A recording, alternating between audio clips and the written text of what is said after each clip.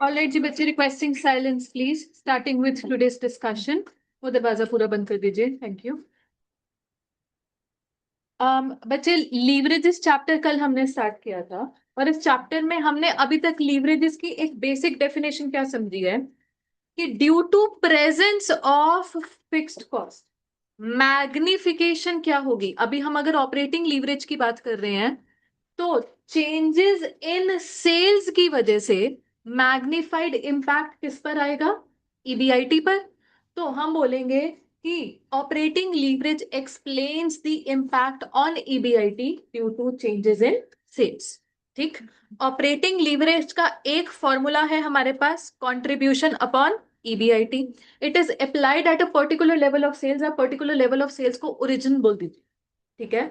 और फिर इसी ओरिजिन से जब आप चेंजेस मेजर करेंगे तो ऑपरेटिंग लीवरेज का दूसरा फॉर्मूला आएगा, percentage change in EBIT divided by percentage change in sales. And ये दोनों फॉर्मूला हमें सेम आंसर देंगे। ठीक। अब हमें भी पता है कि लेटर से क्वेश्चन ने हमें सिर्फ और सिर्फ सेल्स दे दी या वेरिएबल कॉस्ट दे दिया, फिक्स कॉस्ट दे दिया, मतलब ईबीआईटी निकालना पड़ेगा अगर question is asking for operating leverage. तो इस चैप्टर का ना एक रूल है कि wherever possible we will prepare income of statement always. वैसे जब हमारे पास आगे जाकर फाइनेंशियल लीवरेज भी आएगी, कंबाइंड लीवरेज भी आएगी, तो किसी किसी क्वेश्चन में शुरू से पूरी income statement starting with sales, आपके पास इनकम स्टेटमेंट का फॉर्मेट कहाँ पर था? On page number 4.3। तो ये पूरी पूरी इनकम स्टेटमेंट में बन जाती है अक्सर in each and every question, जैसे ही हमने सारी लीवरेजेस डिस्कस कर ली। तो एक नोट लिख लेते हैं हम क्वेश्चन नंबर 1 स्टार्ट करने से पहले, या तो टॉप में लिख लीजिए यहां पर, prepare income statement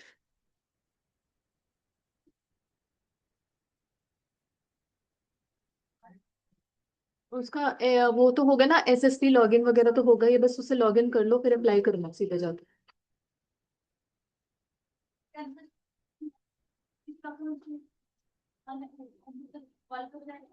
I think so, हाँ। प्रिपेयर इनकम स्टेटमेंट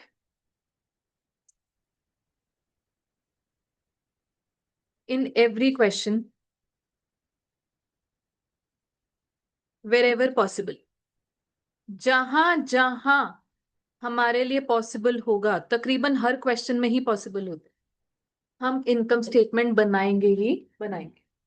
आज सभी के पास फ्रेश कॉपीज हैं टू स्टार्ट विद इट? ठीक है जी। कॉपी में let's start with question number 1। पढ़ते हैं हम सभी क्वेश्चन नंबर 1। हाँ जी। A company produces and sells 10,000 shirts and selling price per shirt is 500. Variable cost is 200 per shirt and fixed operating cost is 25 lakhs. Calculate operating leverage and if sales are up by 10% then what is the impact on EBIT? हाँ जी, हम start करने जा रहे हैं question number 1। अगर आपकी fresh copy start है तो हेडिंग डालिए चैप्टर की लीवरेजेस। एंड बच्चे, हम ना स्पेशली न्यूमेरिकल सब्जेक्ट जिसके लिए आप अपनी कॉपीज भी बनाते हैं, आई विल ऑलवेज इंसिस्ट कि आप ना लेक्चर नंबर की रेफरेंस जरूर रखिएगा, सो दैट कल को अगर आप कोई क्वेश्चन सॉल्व करते हुए फंस रहे हैं एंड यू नो आपको आपके क्लास वर्क के सोल्यूशन से भी समझ नहीं आ रहा, तो आपको पता होगा किस लेक्चर का, उस लेक्चर की वीडियो ओपन की आप में जाके और फटाफट से सुन ली। ठीक है, तो ये लेक्चर रेफरेंसिंग ऑलवेज हेल्प्स। तो lecture number 2, chapter leverages, question number 1, income statement बनाइए। ईबीआईटी तक पहुंचिए।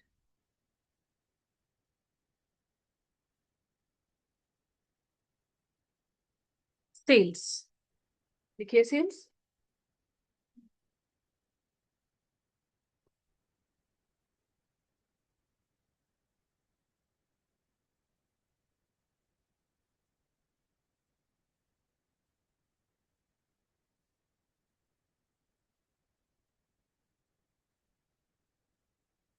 10,000 shirts into 500 per shirt, so 50 lakhs minus variable cost. Variable cost 10,000 shirts पर variable cost per shirt is 200, तो ये कितना आ गया? 20 लाख। हमारे पास आ गई जी contribution. Contribution 30 lakhs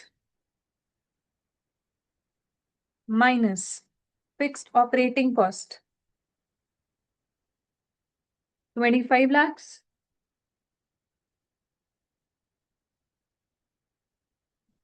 EBIT 5 lakhs। Question ने हमसे पूछा calculate operating leverage, properly formula लिखेंगे। Operating leverage is contribution upon EBIT 30 lakhs divided by 5 lakhs 6 times 6 times। ठीक, पहली रिक्वायरमेंट आंसर हो गई।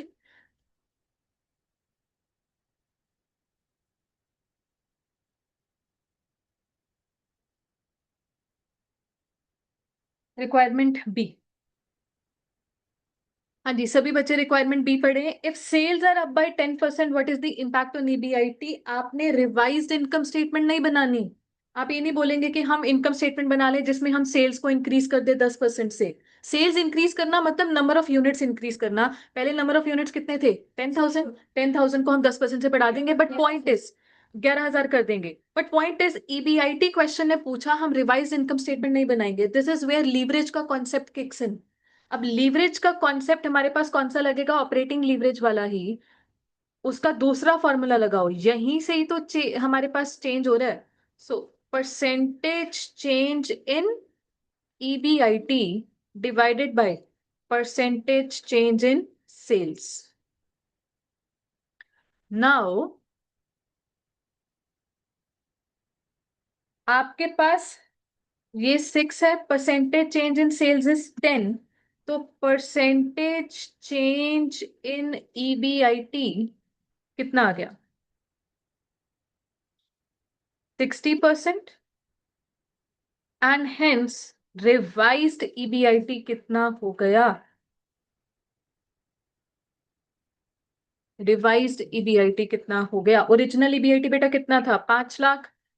5 लाख को 60% से, सेल्स अप जा रही थी ना, अप जा रही थी, सेल्स अप जा रही थी तो EBIT भी अप ही जाएगा। तो हमारे पास रिवाइज्ड EBIT आ गया 8 lakh.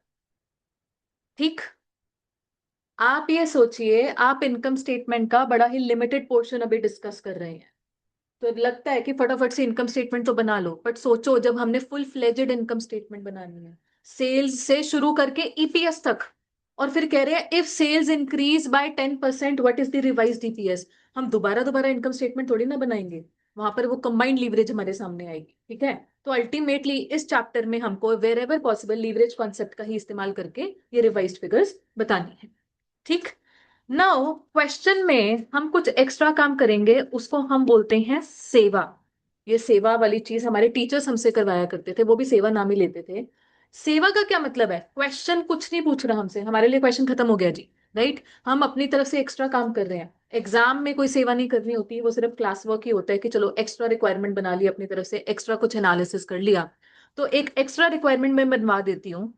If sales decrease by 20%, calculate calculate revised EBIT। बताइए बेटा, ये आपने बताना। If sales decrease by 20% calculate revised EBIT।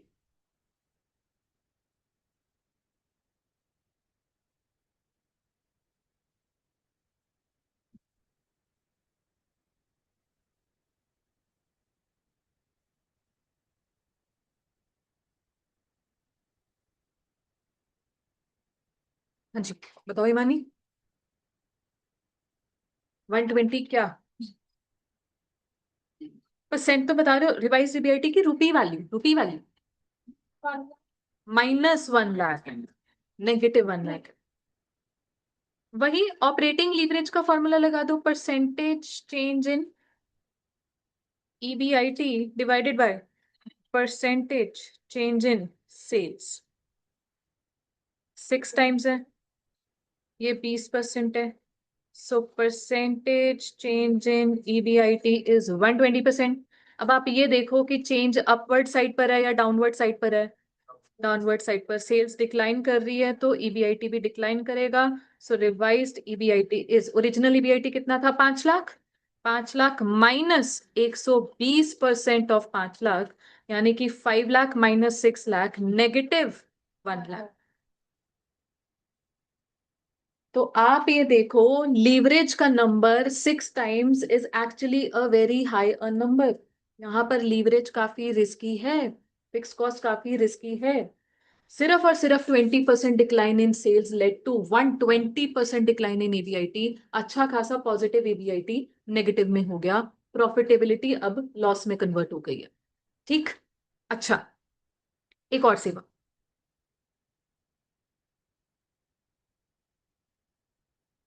How much sales should decrease, how much sales should decrease to wipe out EBIT completely. That is, wipe out का क्या मतलब है, EBIT exactly zero हो जाए, ना कुछ पॉजिटिव ना नेगेटिव।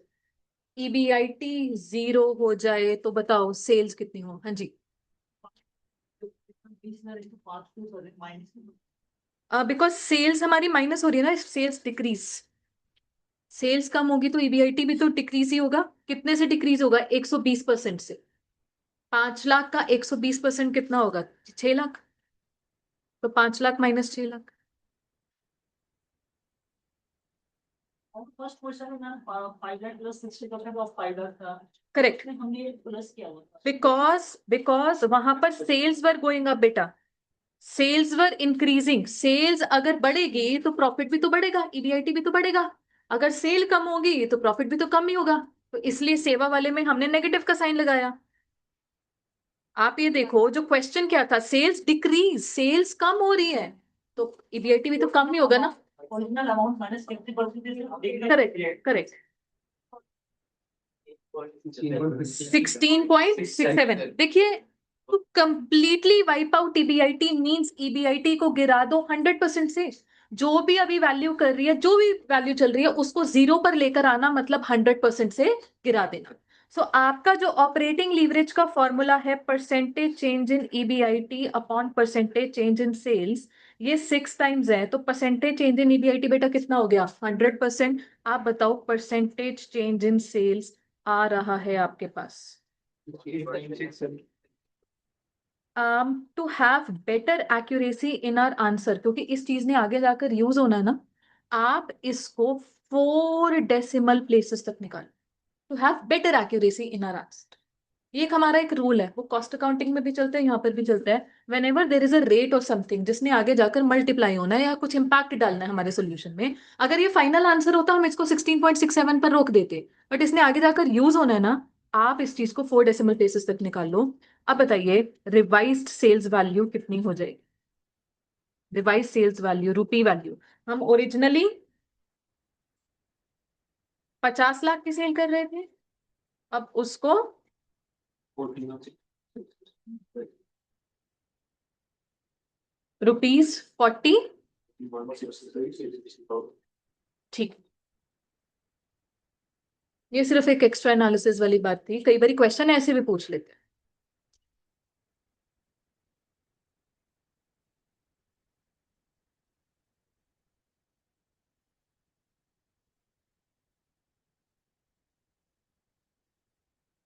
ठीक है। ठीक है।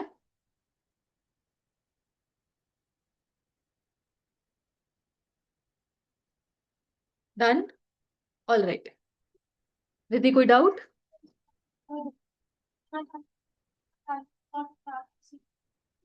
आपने परसेंटेज चेंज बेटा कितना लिया है, ये 6?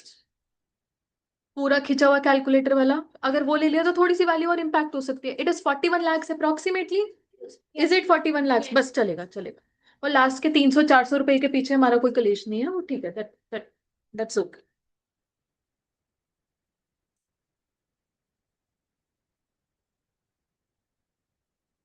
All right. Now before we move ahead, कुछ बेसिक कॉन्सेप्ट, कुछ better understanding about operating leverage. आपके पास सब कुछ बुक में लिखा हुआ है, वो एक एनालिसिस वाला हमारे पास टेबल है, बस हमको वन बाय वन ये चीजें डिस्कस करनी। हाँ जी, analysis of operating leverage. Once you are done with the question, सभी बच्चे आ जाएं। Everyone done with the question? अब सभी बच्चे बुक में आ जाएं। क्वेश्चन नंबर 1 से पहले एनालिसिस ऑफ ऑपरेटिंग लीवरेज मेरे साथ साथ एक एक पॉइंट समझेंगे। If there is no fixed cost, उस चीज को हम बोलते हैं there is no risk, hence there is no leverage, no operating leverage. और इसको हम अनलीवर्ड केस भी बोल देते हैं। नो लीवरेज मतलब अनलीवर्ड। ठीक। ऐसे में और जस्ट बिकॉज हम बोल रहे हैं नो लीवरेज, इसका ये मतलब नहीं है कि लीवरेज 0 आएगी। हम इसको बोल रहे हैं लीवरेज 1 आएगी।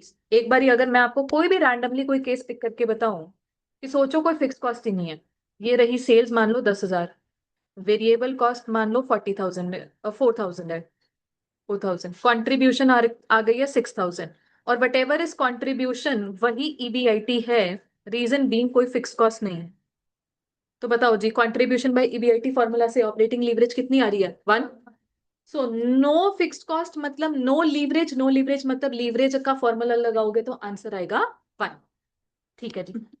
If there is lower fixed cost तो लोअर ऑपरेटिंग लीवरेज आएगी, हायर फिक्स्ड कॉस्ट है तो हायर ऑपरेटिंग लीवरेज आएगी। ये तो कल हमने केसेस डिस्कस कर लिए थे, केस 1 केस 2 आपकी बुक में भी गया था। जहां पर फिक्स्ड कॉस्ट कम है वहां पर लीवरेज का आंसर भी कम ही आया। बट अभी आपको एक और चीज समझनी है ब्रेक इवन पॉइंट के बारे में। बचपन में ब्रेक इवन पॉइंट की डेफिनेशन क्या थी? वो आउटपुट जिस पर कोई प्रॉफिट नहीं है, कोई लॉस नहीं है, उस आउटपुट लेवल को हम बोलते थे ब्रेक इवन पॉइंट। बेटा अभी जो आपने सेवा नंबर 2 की है ना, देखना जरा, जिसमें ईबीआईटी आपने 0 करवाया। मतलब बचपन में ना प्रॉफिट को हम ईबीआईटी ही बोलते थे, राइट? अभी तक के लिए तो बचपन में। अब इसको मैं प्रॉपर नाम देने जा रही हूँ, operating break even point. Break even point के पास बस मैंने बगल में एक वर्ड लगा दिया, ऑपरेटिंग ब्रेक इवन पॉइंट। वो सेल्स लेवल जिस पर ईबीआईटी 0। कहीं ना कहीं बुक में इसकी डेफिनेशन जाएगी, हम प्रॉपरली इसको लिखेंगे इस डेफिनेशन को। अगर यहां पर लिखना चाहते हो कॉपी में तो लिख लो, बट बुक में लेटर ऑन लिखवाऊंगी मैं। वो सेल्स हिंदी में ही लिखवाऊंगी, वो सेल्स जिस पर ईबीआईटी 0 हो।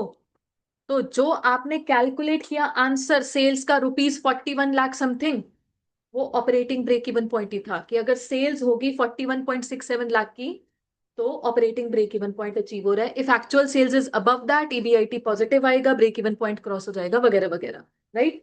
अभी के लिए ब्रेक इवन पॉइंट की डेफिनेशन क्या? ऑपरेटिंग ब्रेक इवन पॉइंट की वो सेल्स जिस पर ईबीआईटी 0।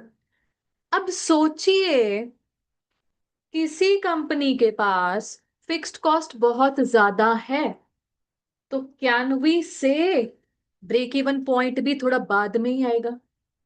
सोचो हम आउटपुट बेची जा रहे हैं, बेची जा रहे हैं, बेच के कंट्रीब्यूशन भी कमा रहे हैं, बट उसी कंट्रीब्यूशन से निकलने वाली फिक्स्ड कॉस्ट भी है, वो बहुत ज्यादा है। तो कहीं ना कहीं वो break even point EBIT 0 achieve करने के लिए बहुत यूनिट बेचने पड़ेंगे। मैं अगर आपको इसी क्वेश्चन में बताऊं, बेटा मान लो फिक्स्ड कॉस्ट हमारे पास 25 लाख की है, मुझे ईबीआईटी 0 चाहिए, फिक्स्ड कॉस्ट मेरा 25 लाख है, कंट्रीब्यूशन कितनी लानी पड़ेगी? 25 लाख।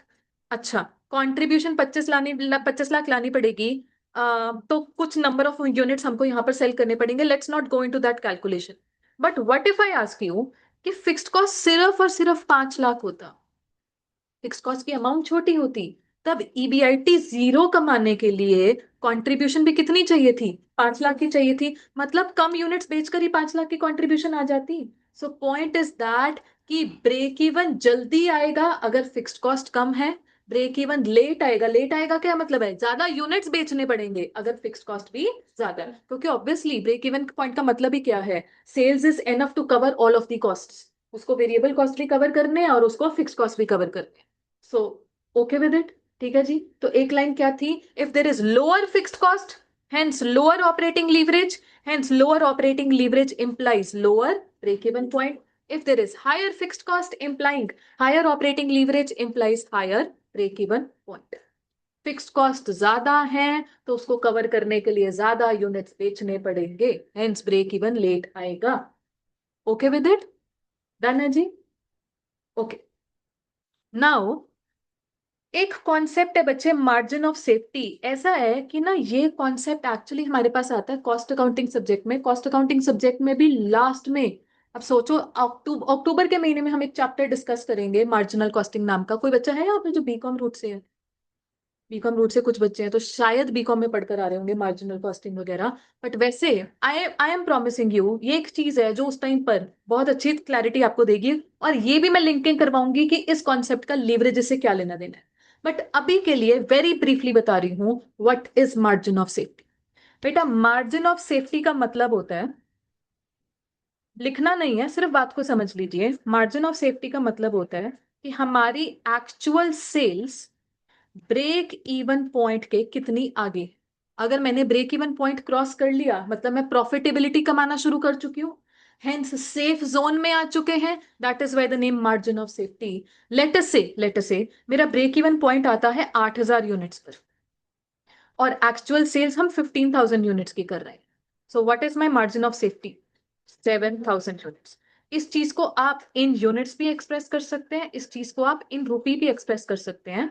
कि मान लीजिए मेरा break even point is 80,000 rupee value, कि हम अगर 80,000 रुपए की सेल कर देते हैं तो ब्रेक इवन पर है। बट मेरी एक्चुअल सेल 1.5 लाख की है, तो मेरा मार्जिन ऑफ सेफ्टी की रुपी वैल्यू कितनी होगी? 70,000। सो मार्जिन ऑफ सेफ्टी की बेसिक डेफिनेशन क्या है? The gap between actual sales and break even sales, when break even is crossed, हमारी actual sales break even point के कितनी एक्स्ट्रा है। ठीक है, तो that extra gap is called margin of safety. Now इसका क्या लेना देना है with the concept of leverage? If margin of safety rises, it implies output increases. अब मार्जिन ऑफ सेफ्टी अगर इंक्रीज हो रहा है, बढ़ रहा है, क्या मतलब है? देखो, ब्रेक इवन पॉइंट तो अपनी जगह वहीं पर ही है, 80,000 पर ही है, ये तो अपनी जगह है। मैं अब 150 नहीं, 170 की एक्चुअल सेल्स कर रही हूँ, तो मार्जिन ऑफ सेफ्टी मेरा बढ़ जाएगा ना? कितना हो जाएगा? 90,000। सो मार्जिन ऑफ सेफ्टी का बढ़ना मतलब एक्चुअल सेल्स का बढ़ना। और एक्चुअल सेल्स अगर बढ़ती हैं तो हमारा रिस्क कम हो जाता है। रिस्क किस बात का? फिक्स्ड कॉस्ट की कवरेज का। कल आपने केस ए वगैरह बी वगैरह पढ़े थे, जो अब बुक में ही अगर मैं आपको लेकर जाऊं, कहां पर है? ये देखो जी, आउटपुट बढ़ रहा था, आउटपुट बढ़ रहा था, फिक्स कॉस्ट तो अपनी जगह वही है, यानी कि फिक्स कॉस्ट की बेटर कवरेज हो रही है। इसको हम बोलते हैं हमारा रिस्क कम हो रहा है। अगर आप इस 12,000 यूनिट्स के लेवल पर इंडिविजुअली फॉर्मूला लगाओ, कॉन्ट्रीब्यूशन अपॉन ईबीआईटी लगाना जरा। 12,000 यूनिट्स पर कॉन्ट्रीब्यूशन अपॉन ईबीआईटी लगाओगे? 1.2। अच्छा, ओरिजिनली कितना आ रहा था? 1.25। तो अगर आउटपुट इंक्रीज हुआ तो ऑपरेटिंग लीवरेज डिक्रीज कर गई। तो एक तरीके से क्या मतलब है? आउटपुट का बढ़ना मतलब रिस्क का कम होना। एंड लीवरेज भी तो आफ्टर ऑल एक मेजर ऑफ रिस्क ही तो है। लीवरेज अल्टीमेटली रिस्क को ही तो इंडिकेट करती है। तो अगर आउटपुट बढ़ रहा है, रिस्क कम हो रहा है, हेंस लीवरेज का नंबर जो उस रिवाइज्ड इनकम स्टेटमेंट पर होगा वो भी कम ही हो जाएगा। ऑपोजिट बात, if margin of safety declines, ये मेरा ओरिजिनल मार्जिन ऑफ सेफ्टी था, ब्रेक इवन पॉइंट अभी भी 80,000 पर ही है जी, बट अब मैं जो सेल कर रही हूँ वो 1 लाख की सेल कर रही हूँ। तो मार्जिन ऑफ सेफ्टी अभी भी है, बट वो कम हो गया। पहले 70,000 था, 20,000 का हो गया जी। मार्जिन ऑफ सेफ्टी कम होने का मतलब आउटपुट का कम होना, आउटपुट का कम होना मतलब रिस्क का बढ़ जाना, और फिर लीवरेज का नंबर भी बढ़ जाना। सिंपल सी बात है। अगर मैं आपको बोलूं कि लेटर से आपने जो आज क्वेश्चन किया, कुछ लिखना नहीं है, सिर्फ और सिर्फ बात को समझना ही है बेटा। अभी के लिए हम 10,000 शर्ट्स बेच रहे थे, मान लीजिए मेरा आउटपुट गिरकर 8,000 शर्ट्स पर आ गया। फटाफट से बताओगे 8,000 शर्ट्स पर सेल कितनी? 40 lakh. Variable cost 8,000 shirts into 200, 16 lakh. तो बेटा कॉन्ट्रीब्यूशन कितनी आ रही है? 24 लाख। फिक्स कॉस्ट तो बहुत ज्यादा है, नेगेटिव ईबीआईटी आ गया। अच्छा, इधर भी लगा सकते हो फॉर्मूला ऑपरेटिंग लीवरेज का, कंट्रीब्यूशन अपॉन ईबीआईटी नेगेटिव में ही आएगा।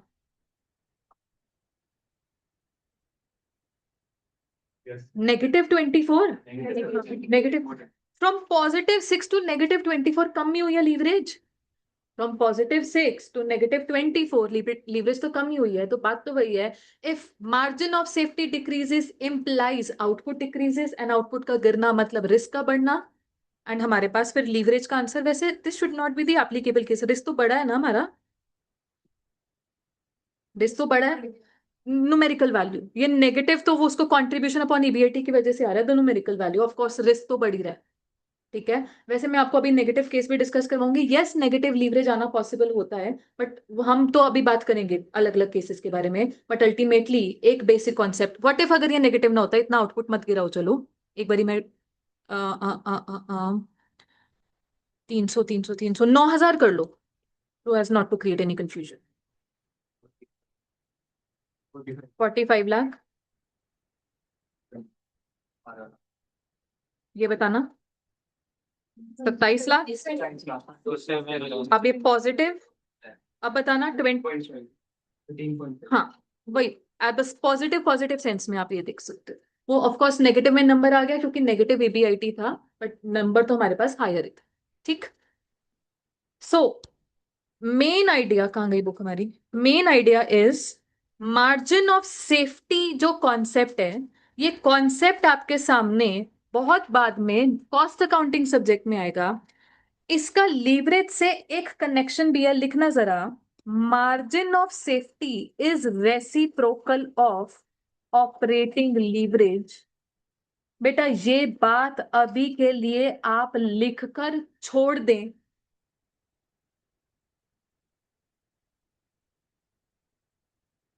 Margin of safety ratio is reciprocal of operating leverage, ये बात अभी के लिए आप लिखकर छोड़ दें, क्योंकि मार्जिन ऑफ सेफ्टी मुझे डिस्कस ही लेटर ऑन करवाना है। दैट्स अ प्रॉमिस की लिंकिंग पूरी करवाऊंगी क्यों ऐसे हो रहा है।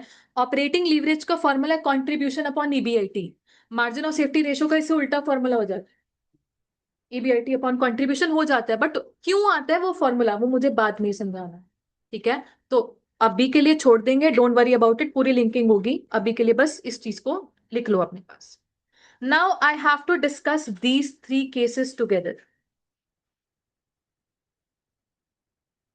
मैं सीधा कंट्रीब्यूशन से स्टार्ट करूंगी। Contribution minus fixed cost will give me EBIT. मान लीजिए फिक्स्ड कॉस्ट है 5,000 and contribution is more than that, तो ईबीआईटी आ रहा है 3,000। मुझे बताओ ऑपरेटिंग लीवरेज का फॉर्मूला कंट्रीब्यूशन अपॉन ईबीआईटी से 8/3 करके कितना आ रहा है? 2.67। ठीक, इफ आई आस्क यू कि मैं ब्रेक इवन के ऊपर ऑपरेट कर रही हूं या बिलो ब्रेक इवन या एग्जैक्टली एट ब्रेक इवन? ऊपर, so we are operating above break even point. कैसे पता चल रहा है? ईबीआईटी कुछ ना कुछ पॉजिटिव है। मान लीजिए contribution is not enough to cover fixed cost, EBIT negative में आ रहा है। मुझे बताइए ये नंबर कितना आ रहा है? -4। And am I operating below break even point? अच्छा, मान लीजिए contribution is just exactly equal to fixed cost, ये एट ब्रेक इवन तो है। Are you able to calculate operating leverage here? बताना। 5,000 डिवाइडेड बाय 0 कुछ होता है? इनफाइनाइट, या इसको हम बोलते हैं अनडिफाइंड।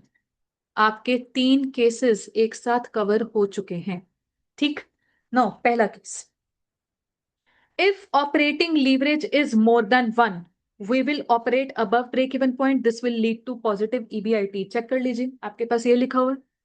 ठीक है, अच्छा फिर उसके बाद अगला केस क्या है? If operating leverage is less than 1। बेटा लेस देन 1 जाने का मतलब क्या है? कि 0 से नीचे ही गिरेगी। In fact operating leverage can never be possible between 0 to 0.99999 whatever।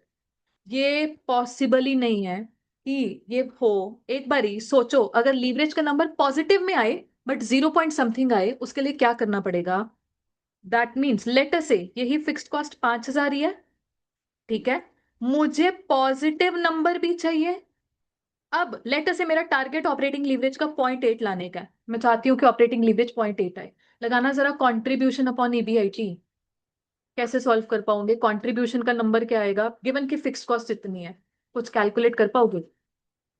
मैं कह रही हूँ operating leverage is contribution upon EBIT. Can I write EBIT as contribution minus fixed cost? Do you all agree with this? अगर मुझे number 0.8 पर लाना है, late contribution B x, तो ये क्या हो गया? 5,000. अब करके बताओ एक बार, कुछ पॉसिबल निकल कर आ रहा है? 0.8x minus 4,000 is equal to X. और कुछ आगे बढ़ पा रहे हो? 0.2x is equal to 4,000. X की वैल्यू कितनी आ रही है? 3200?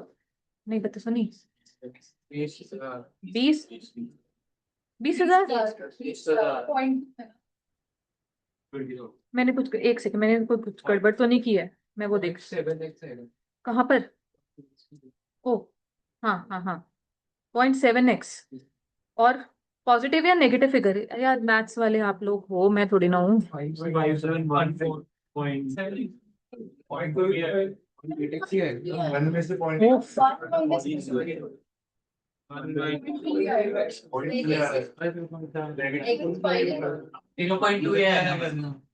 अच्छा, 0.2x is negative, 0.2x is negative 4,000. वही मैं पॉजिटिव नेगेटिव भी तो पूछ रही, तो एक्स बताओ. नेगेटिव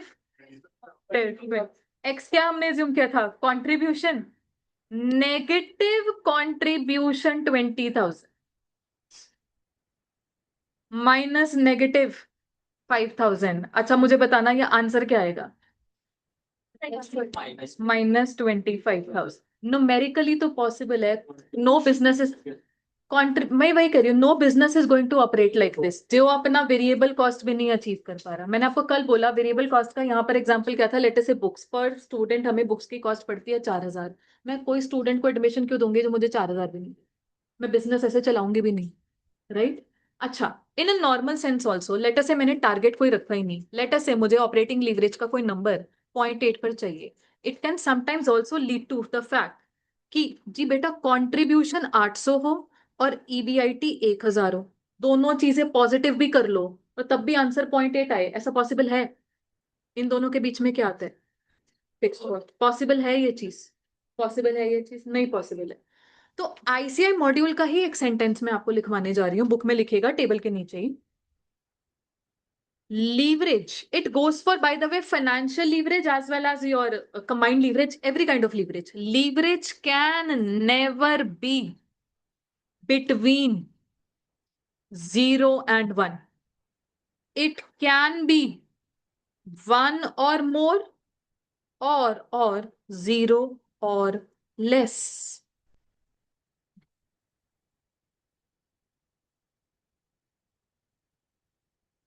जीरो हो सकती है. हम बोले कंट्रीब्यूशन अगर जीरो होगी, मान लो. हाँ जी. अनडिफाइंड तो लगे ना, अनडिफाइंड में डिनोमिनेटर बेटा जीरो था, वो नहीं.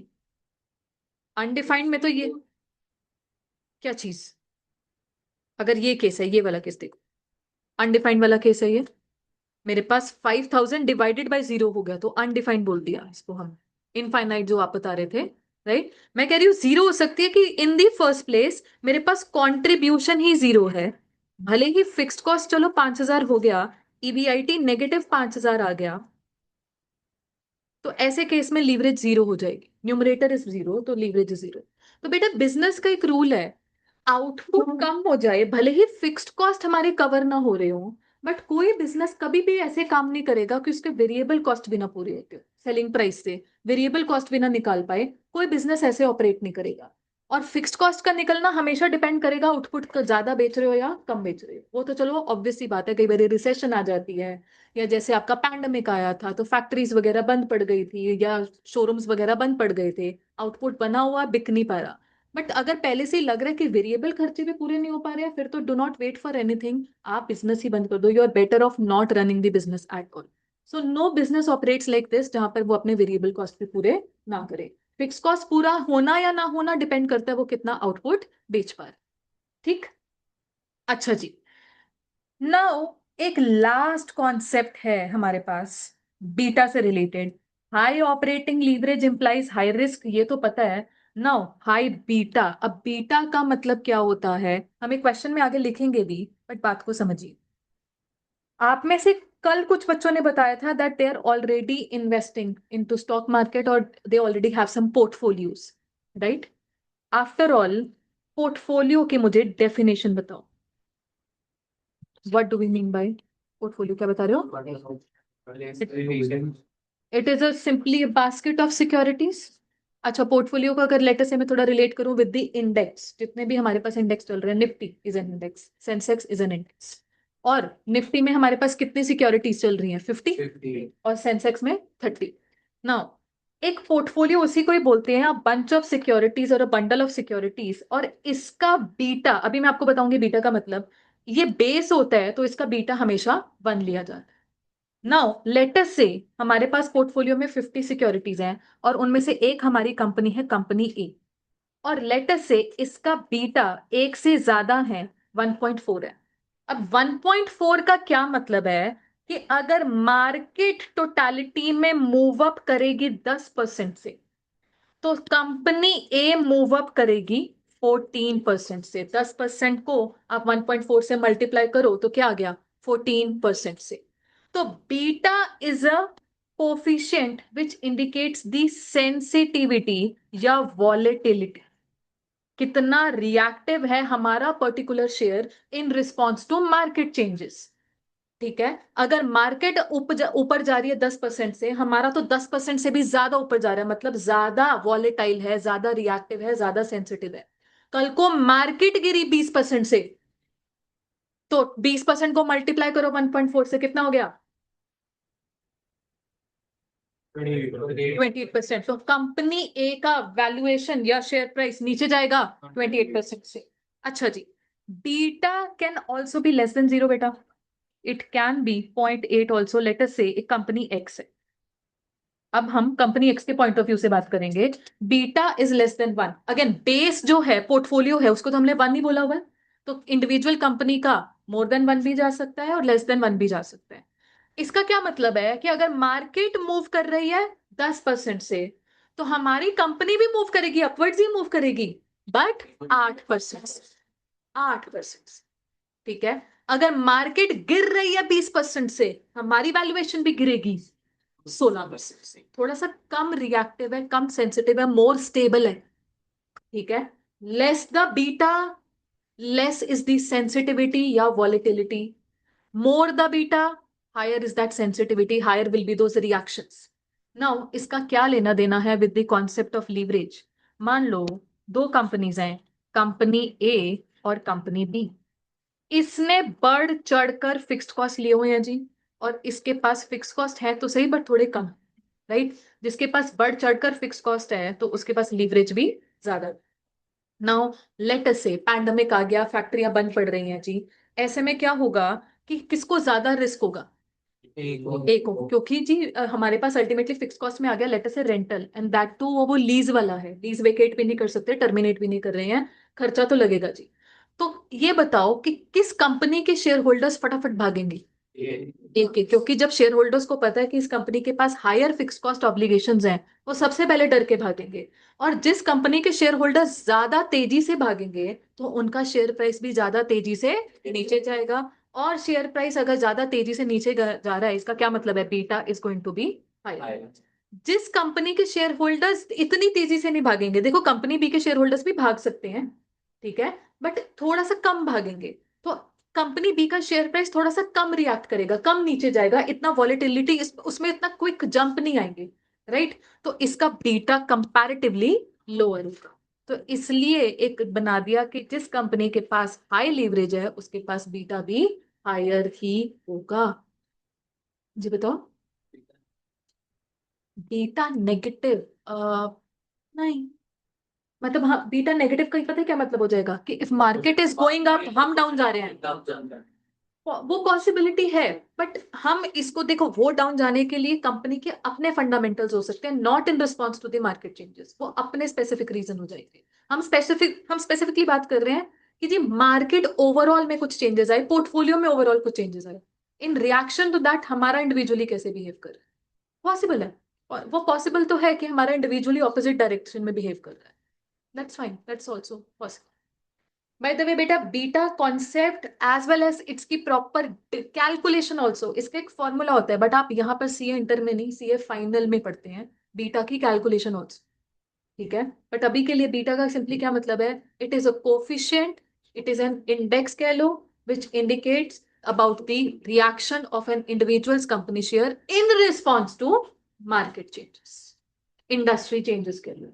कई बार ऐसा होता है, वो आप जो इंडिविजुअल कंपनी की बात कर रहे हैं, वो तो लेटर से मार्केट वैसे स्टेबल चल रही है, हमारी कंपनी अपने due to our own fundamentals वो चेंज होती जा रही है, दैट्स डिफरेंट। ठीक है, मैं तो ओवरऑल कि मार्केट में कोई चेंज आ रहा है उसके बिहेवियर को लेकर हमारी कंपनी कैसे रिएक्ट कर रही है, दैट्स द थिंग ना। कोविड ने इम्पैक्ट किया तो सभी को ही किया ना, उस इम्पैक्ट में वो रिएक्शन कैसे कैसे निकल कर आए हैं, क्योंकि वो सभी के लिए था, उस मेनली बीटा उसके बारे में बात। ठीक। अच्छा, एक लाइन लिखी है, if a company has high operating leverage means high beta, इसका मतलब क्या है, लीवरेज का ही एक लॉजिक है that profits may be wiped off even with a marginal, marginal मतलब nominal small reduction in sales. आप चेक करो, आपने सेवा में किया था, sales just went down by 20%, हमारा अच्छा खासा पॉजिटिव ईबीआईटी नेगेटिव ईबीआईटी में कन्वर्ट हो गया था, राइट। तो प्रॉफिट हमारे वाइप आउट हो जाते हैं अगर लीवरेज हाई है, और हमारे पास लेटर से सेल्स अगर कम हो रही है, लीवरेज हाई है, मतलब ईबीआईटी तो बहुत ज्यादा मैग्निफाइड वे में नीचे जाए। ठीक है, तो अच्छा खासा प्रॉफिट लॉसेस में कन्वर्ट हो सकता है even with a very small reduction in sales if we have high operating leverage. Clear है? ओके है जी। बेटा ये तो कॉन्सेप्चुअल अंडरस्टैंडिंग थी, इसके बाद हमारे पास क्वेश्चंस ही क्वेश्चंस हैं। दो ही क्वेश्चंस हैं एक्चुअली फाइनेंशियल लीवरेज से पहले। दोनों क्वेश्चंस फटाफट से वन बाय वन सॉल्व करेंगे, ज्यादा इनमें खास कुछ है ही नहीं। जल्दी जल्दी जल्दी। Calculate operating leverage for each of the four firms ABCD from the following price and cost data. हाँ जी, ABCD फर्म्स में sale price per unit, variable cost per unit, fixed operating cost. What calculations can you draw with respect to levels of fixed cost and degree of operating leverage result? Explain. Assume number of units 5000, चारों forms के लिए 5000 units की assumption लीजिए। Income statement बनाइए, एक ही income statement में चारों firms के कॉलम बना लो और शुरू कर दो।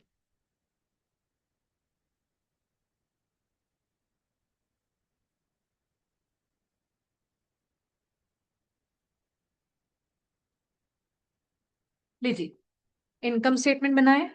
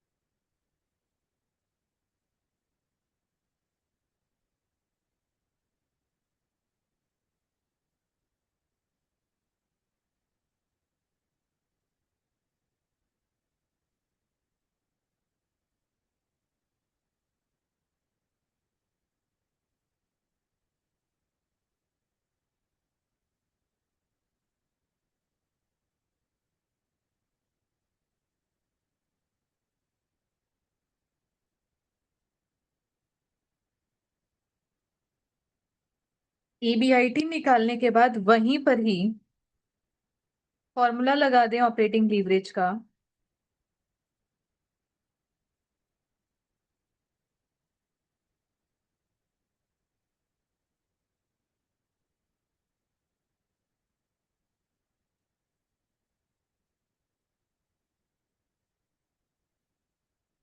हाँ जी, ऑपरेटिंग लीवरेज का आंसर क्या क्या आ रहा है?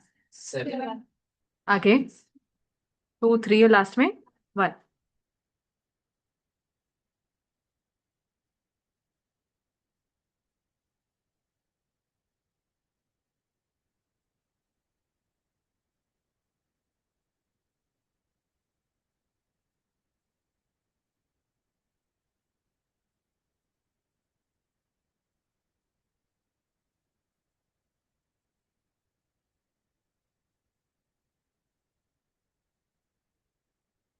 हाँ जी, यही आंसर्स आ रहे हैं। क्वेश्चन ने हमसे कुछ कमेंट भी पूछा है, एक एक लाइन में हम वो कमेंट देंगे। देखिए लास्ट वाली फर्म के लिए एक ही कमेंट है, that this firm is unlevered firm. Check कर सकते हैं, इसके पास कोई फिक्स्ड कॉस्ट नहीं था। फिक्स्ड कॉस्ट नहीं है मतलब कोई रिस्क नहीं है, कोई रिस्क नहीं है मतलब लीवरेज डज नॉट एग्जिस्ट, या लीवरेज का आंसर 1 ही आ रहा है, आप देख सकते हैं। Leverage, operating leverage does not exist. Unlevered firm है, इसके पास कोई लीवरेज नहीं है। Operating leverage does not exist. अच्छा, बाकी की तीनों फर्म्स लीवर्ड तो हैं, इनके पास लीवरेज तो है, किसी के पास कम किसी के पास ज्यादा। नाउ देखिए, कोई यहां पर ना आइडियल लीवरेज का नंबर नहीं होता कि हम बोले जी 7 इज टू हायर नंबर, या 1 इज, या 1.5 इज टू लोअर नंबर, ऐसा कुछ नहीं है। It depends upon type of firm, type of industry. आप ये सोचो कि एक पर्टिकुलर इंडस्ट्री में situation is always and always going to be favourable, मतलब वहां पर आउटपुट फॉर एवर बढ़ता रहेगा, बढ़ता रहेगा। तो ऐसे में तो हम क्या बोलेंगे, लीवरेज का नंबर भी हाई से हाई रख लो। लेट अस से आउटपुट आउटपुट मेरा बढ़ता रहेगा, हम तो बोलेंगे 7 नंबर बड़ा अच्छा नंबर है जी। सेल्स बढ़ी सिर्फ और सिर्फ 10% से, तो ईबीआईटी बढ़ेगा 70% से। सिर्फ और सिर्फ थोड़ी सी सेल बढ़ने पर ईबीआईटी इतना ज्यादा बढ़ गया। सेल्स बढ़ी 20% से, ईबीआईटी बढ़ जाएगा 140% से, मतलब दुगने से भी ज्यादा हो जाएगा। राइट। तो अगर तो इंडस्ट्री सिचुएशन फॉरएवर फेवरेबल रहने वाली है, तो हम बोलते हैं कि 7 नंबर भी कोई बुरा नंबर नहीं है। बट चलो वैसे हम बोलेंगे कि let us say all of these three firms are belonging to same industry, when we do not know the about the type of industry, हम सिर्फ इतना कमेंट देंगे that firm A is highly levered। फायदा होने को इसको बढ़ चढ़ के फायदा है, नुकसान होने पर इसको बढ़ चढ़ के नुकसान है जी। इसके पास रिस्क सबसे ज्यादा है, and comparatively the rest of to compare to firm A moderately levered है। कंपैरेटिव नंबर से बोल रहे हैं, 7 को हायर नंबर इसलिए बोल दिया क्योंकि 2 या 3 से हाई है। मान लो सेम इंडस्ट्री में 3 फर्म्स हैं, तो किसी के पास 2 है तो किसी के पास 3 है, तो 7 वाली को तो आप बोलोगे ना कि हायर है भैया तो। बट अदरवाइज वैसे हम हमेशा एक रूल बोल दें कि 7 नंबर इज हायर, किस पॉइंट पर आकर हम बोल दें कि नहीं जी ये मॉडरेट रेंज होती है या ये हायर रेंज होती है, बेटा it depends upon the type of industry, the type of future scope of that industry. Future scope क्या है?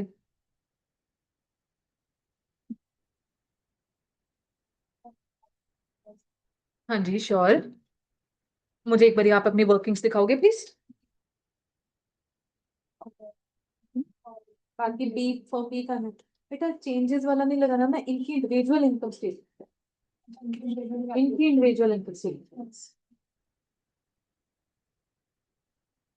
वो चेंजेस वाला पता है क्या होता है, when changes happening due to just change in output, rather यहाँ पे तो उल्टी बात है। मेरा आउटपुट सब हमारी सारी फर्म्स में सेम है, हर एक फर्म का अलग अलग सेलिंग प्राइस है, अलग अलग वेरिएबल कॉस्ट है, अलग अलग फिक्स्ड कॉस्ट है। जब हम यस हम सेम फर्म में बोलते हैं कि सिर्फ और सिर्फ उनका आउटपुट चेंज हो रहा है, बाकी selling price per unit, variable cost per unit, fixed cost is absolutely this, वो चीज। हाँ जी, done with it. Next question please, question number 3। Following summarizes the percentage change in operating income, percentage change in revenue and betas for 4 pharmaceutical firm. बेटा percentage change in revenue मतलब percentage change in sales, operating income को हम प्यार से क्या बोलते हैं? EBIT. तो आपके पास परसेंटेज चेंज इन सेल है, परसेंटेज चेंज इन ईबीआईटी है और बीटा गिवन है। पहली रिक्वायरमेंट चेक कीजिए, calculate degree of operating leverage, वही ऑपरेटिंग लीवरेज या डिग्री ऑफ ऑपरेटिंग लीवरेज एक ही बात है, for each of these firms. चारों फर्म्स का अपना अलग अलग आएगा। कमेंट ऑल्सो, कमेंट मैं बता दूंगी। चारों फर्म्स का कैलकुलेट करो ऑपरेटिंग लीवरेज, परसेंटेज चेंज वाला formula, percentage change in EBIT divided by percentage change in sales. करें बेटा कैलकुलेट, कॉपी में लिखना है ये। पहले तो एक कॉमन जगह फॉर्मूला लिख लो, operating leverage is percentage change in EBIT upon percentage change in sales, और फिर चारों फर्म्स की कैलकुलेट करो। पहली फर्म की अगेन इलॉजिकली आएगी, पॉइंट समथिंग आएगी, 9259 या 926, चलो जो भी 9259 ऑल्सो वर्क्स। नेक्स्ट जो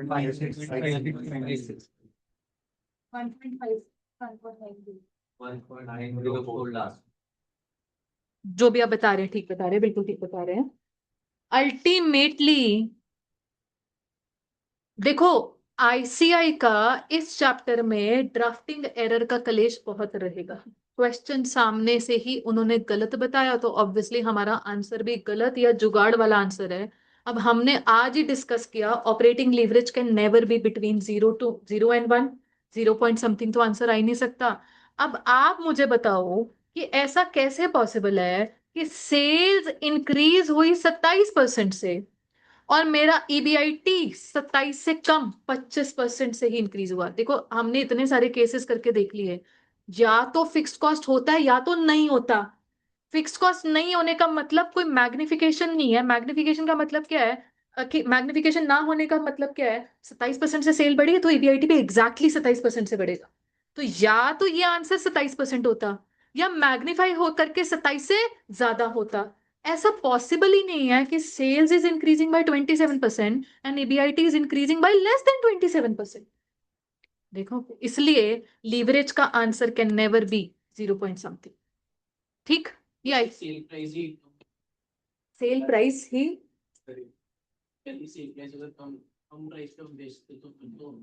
देखो, जो भी ये परसेंटेज चेंज वाली बात होती है ना बेटा, अगर हम एक ऑपरेटिंग लीवरेज का ये फॉर्मूला लगाते हैं, percentage change in EBIT divided by percentage change in sales, always this concept is going to assume that change is happening only and only due to change in unit sold. हम selling price में कोई change नहीं कर रहे, हम variable cost में कोई change नहीं कर रहे, हम फिक्स कॉस्ट में कोई चेंज नहीं कर रहे, हम सिर्फ और सिर्फ नंबर ऑफ यूनिट्स को चेंज कर रहे हैं। अब देखो, ये फॉर्मूला एप्लीकेबल ही तभी है, अदरवाइज ये फॉर्मूला हम यूज ही नहीं कर पाएंगे। So this formula is going to inherently assume कि सिर्फ और सिर्फ चेंज होने वाली चीज यूनिट्स ही है, यूनिट्स के अलावा कुछ और चेंज नहीं होगा। Per unit selling price, per unit variable cost या फिक्स कॉस्ट की अमाउंट वही सेम रहेगी। ठीक, तो वो पॉसिबल ही नहीं है।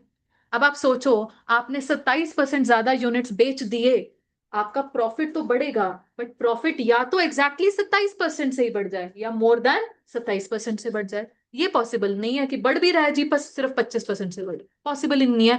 घर जाके कोई भी केस ट्राई करके देख लेना, केस अगर वर्कआउट ऐसा होता हुआ, पॉसिबल होता हुआ कि फिक्स्ड कॉस्ट है तब भी मैग्निफिकेशन नहीं आ रही है, पॉसिबल ही।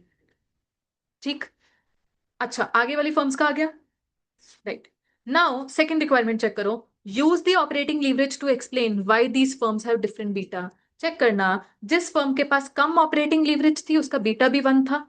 जैसे जैसे लीवरेज बढ़ती जा रही है बीटा भी बढ़ता जा रहा है। High operating leverage implies high beta. अब हमको ये कमेंट लिखना है, मेरे साथ साथ लिखेंगे। जहां पर राइटिंग नहीं समझ में आ रही बताना जरूर है, क्योंकि मेरी राइटिंग माशाल्लाह बचपन से ही ऐसी है, नहीं समझ में आती हर एक को पहली बार। हाँ जी, high operating leverage implies high beta. फिर आप ऑपरेटिंग लीवरेज के बारे में बताएं। Operating leverage indicates impact on EBIT due to changes in sales। फिर आप बीटा के बारे में बताएं। Beta is a coefficient which indicates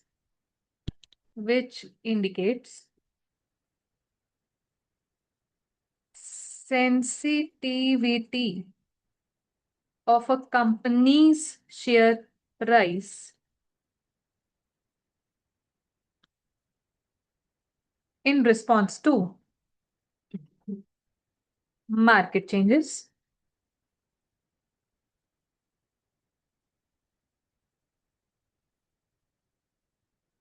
Now, if a company has high fixed cost, bracket में, implying higher high operating leverage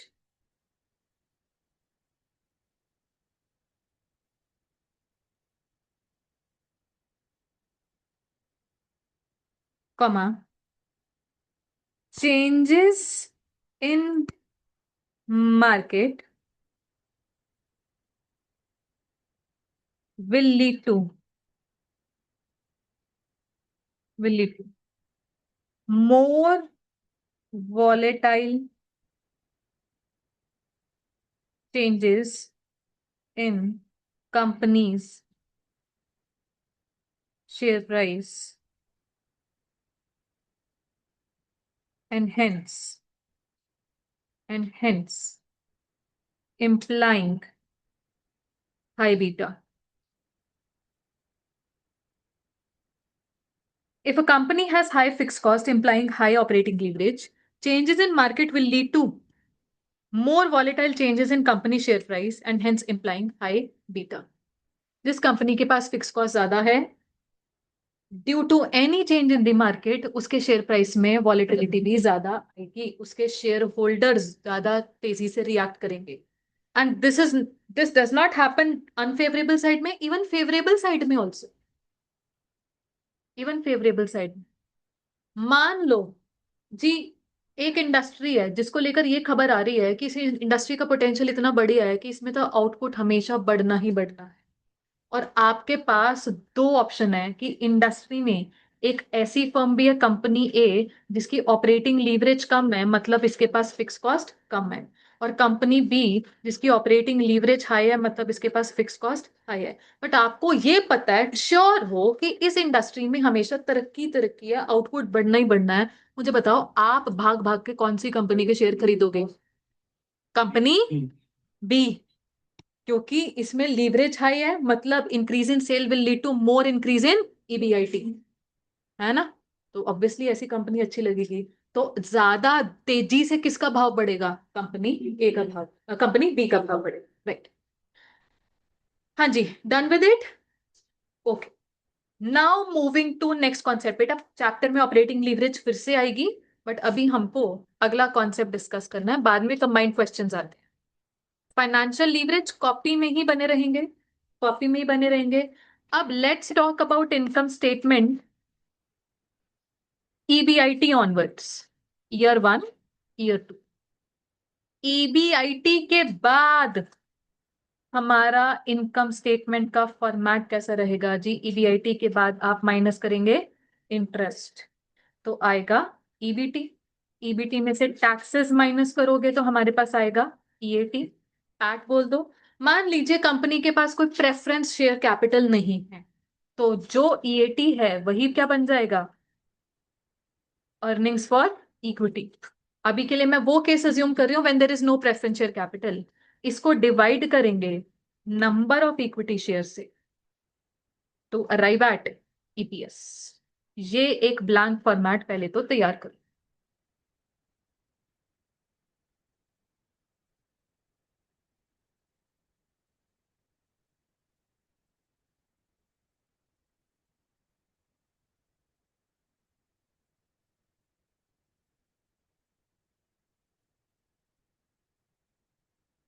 EBIT minus interest will give us EBT.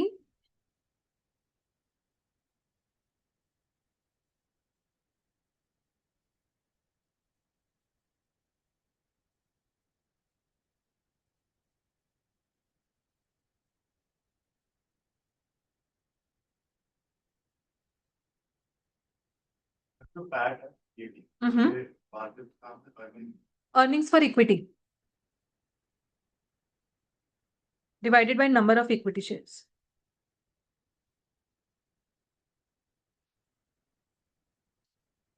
हाँ जी.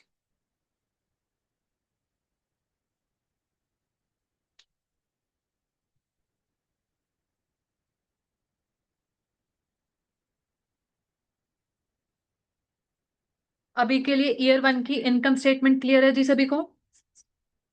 Now let us say we are increasing EBIT by 10%. EBIT बढ़ने के actual कारण तो क्या हो सकते हैं? देखो अभी के लिए, जब तक हम लीवरेज कॉन्सेप्ट पर थे, मैं क्या बोल रही थी, कारण क्या समझो? सिर्फ और सिर्फ चेंज इन यूनिट्स। वैसे EBIT of course selling price की वजह से या वेरिएबल कॉस्ट की वजह से या फिक्स कॉस्ट ऊपर नीचे हो गया, उसकी वजह से ईबीआईटी चेंज हो सकता है।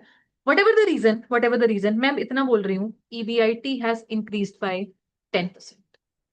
टेल मी, हमारे पास न्यू ईपीएस कितना होगा? न्यू ईपीएस कैलकुलेट कर ले।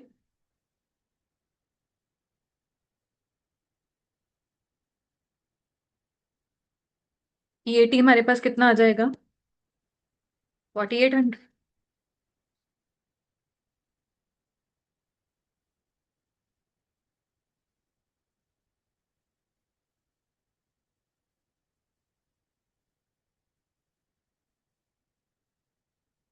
हाँ जी।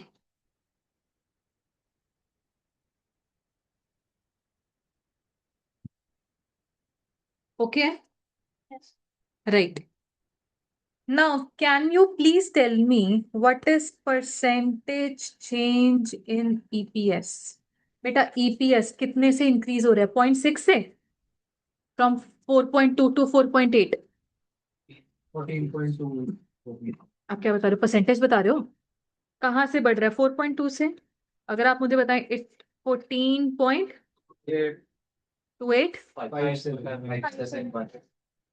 ये चीज।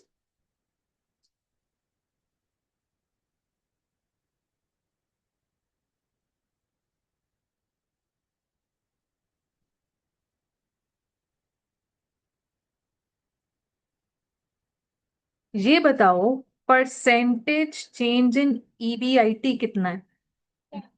10%। ईबीआईटी बढ़ा 10% से, बट ईपीएस 10% से ज्यादा से बढ़ा, तो ईपीएस में आ गई जी magnification. And this magnification is explained by the concept of financial leverage. जो financial leverage का एक फॉर्मूला है, वही इसकी डेफिनेशन है। It tells us about percentage change in EPS due to percentage change in EBIT। अगर आप ये फॉर्मूला लगाओ तो क्या दिखाई दे रहा है? 14.2857 डिवाइडेड बाय 10। तो आंसर कितना आ गया लीवरेज का? 1.42857 टाइम्स, कह लो। ठीक है।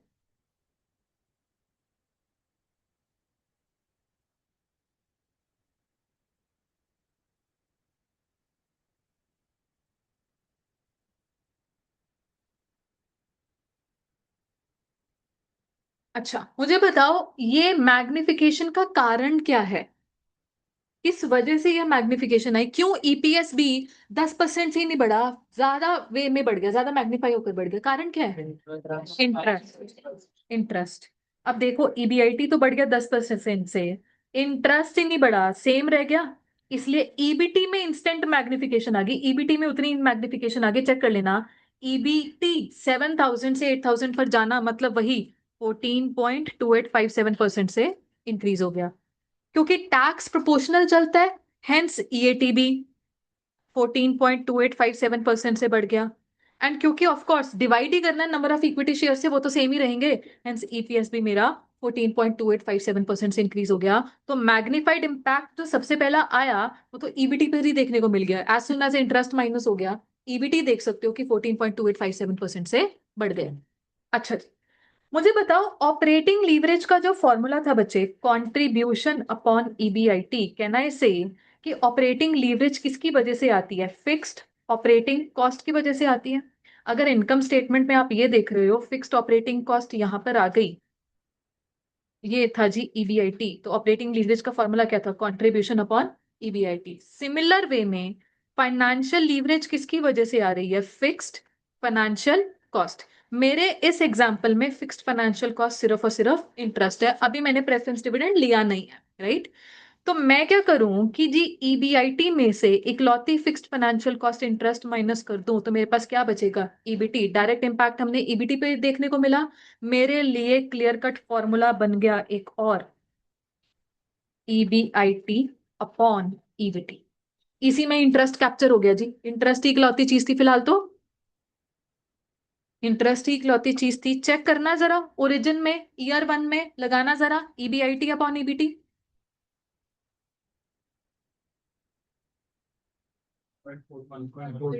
ईबीटी, ईबीआईटी कितना था? 10,000 और ईबीटी 7,000, वही 1.42857।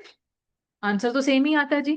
तो टू रिपीट थिंग्स, जैसे ऑपरेटिंग लीवरेज में फिक्स्ड कॉस्ट की वजह से कंट्रीब्यूशन अपॉन ईबीआईटी था, ऐसे ही फाइनेंशियल लीवरेज में फिलहाल इंटरेस्ट की वजह से ईबीआईटी अपॉन ईबीटी हो गया। ठीक, यहां तक बात ओके है जी? ओके। बड़ा ही सिंप्लीफाइड एग्जाम्पल था जिसमें कोई भी प्रेफरेंस डिविडेंड नहीं था। अब एक और एग्जाम्पल कंटिन्यू करें जिसमें प्रेफरेंस डिविडेंड होगा, और देखते हैं वहां पर कैसे काम करना है। फिर से इनकम स्टेटमेंट बनाएंगे, फिर से बनाएंगे बेटा।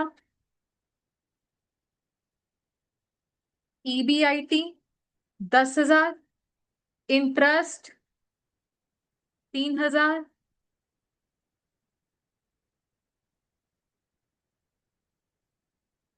हमारे पास ईबीटी 7,000, टैक्स वही 40%, तो हमारे पास EAT earning after taxes 4,200 minus preference dividend 1,800, earnings for equity,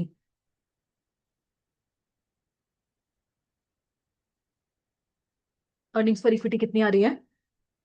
2,400 divided by number of equity shares 1,000,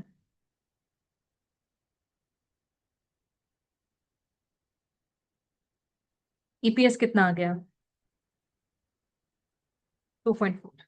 अब यही ईबीआईटी को आप 10% से बढ़ा दें, कंप्लीट करें। इसी ईबीआईटी को 10% से बढ़ा दें।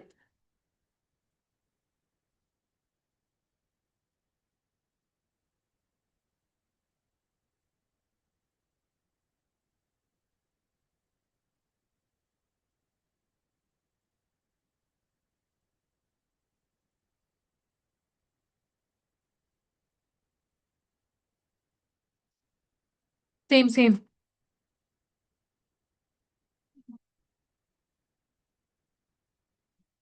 1,800 बचे।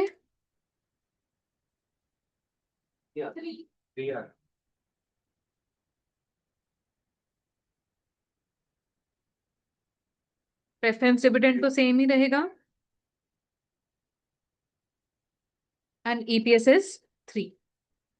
लगाना जरा परसेंटेज चेंज वाली बात, परसेंटेज चेंज इन ईपीएस कितनी आ रही है? Percentage change in EPS, EPS increase हो रही है बेटा 0.6 से, कहां से? 2.4 से। आप मुझे बता रहे हैं it is 25%। When EBIT increased by 10%, तो जो फाइनेंशियल लीवरेज कहती है, फाइनेंशियल लीवरेज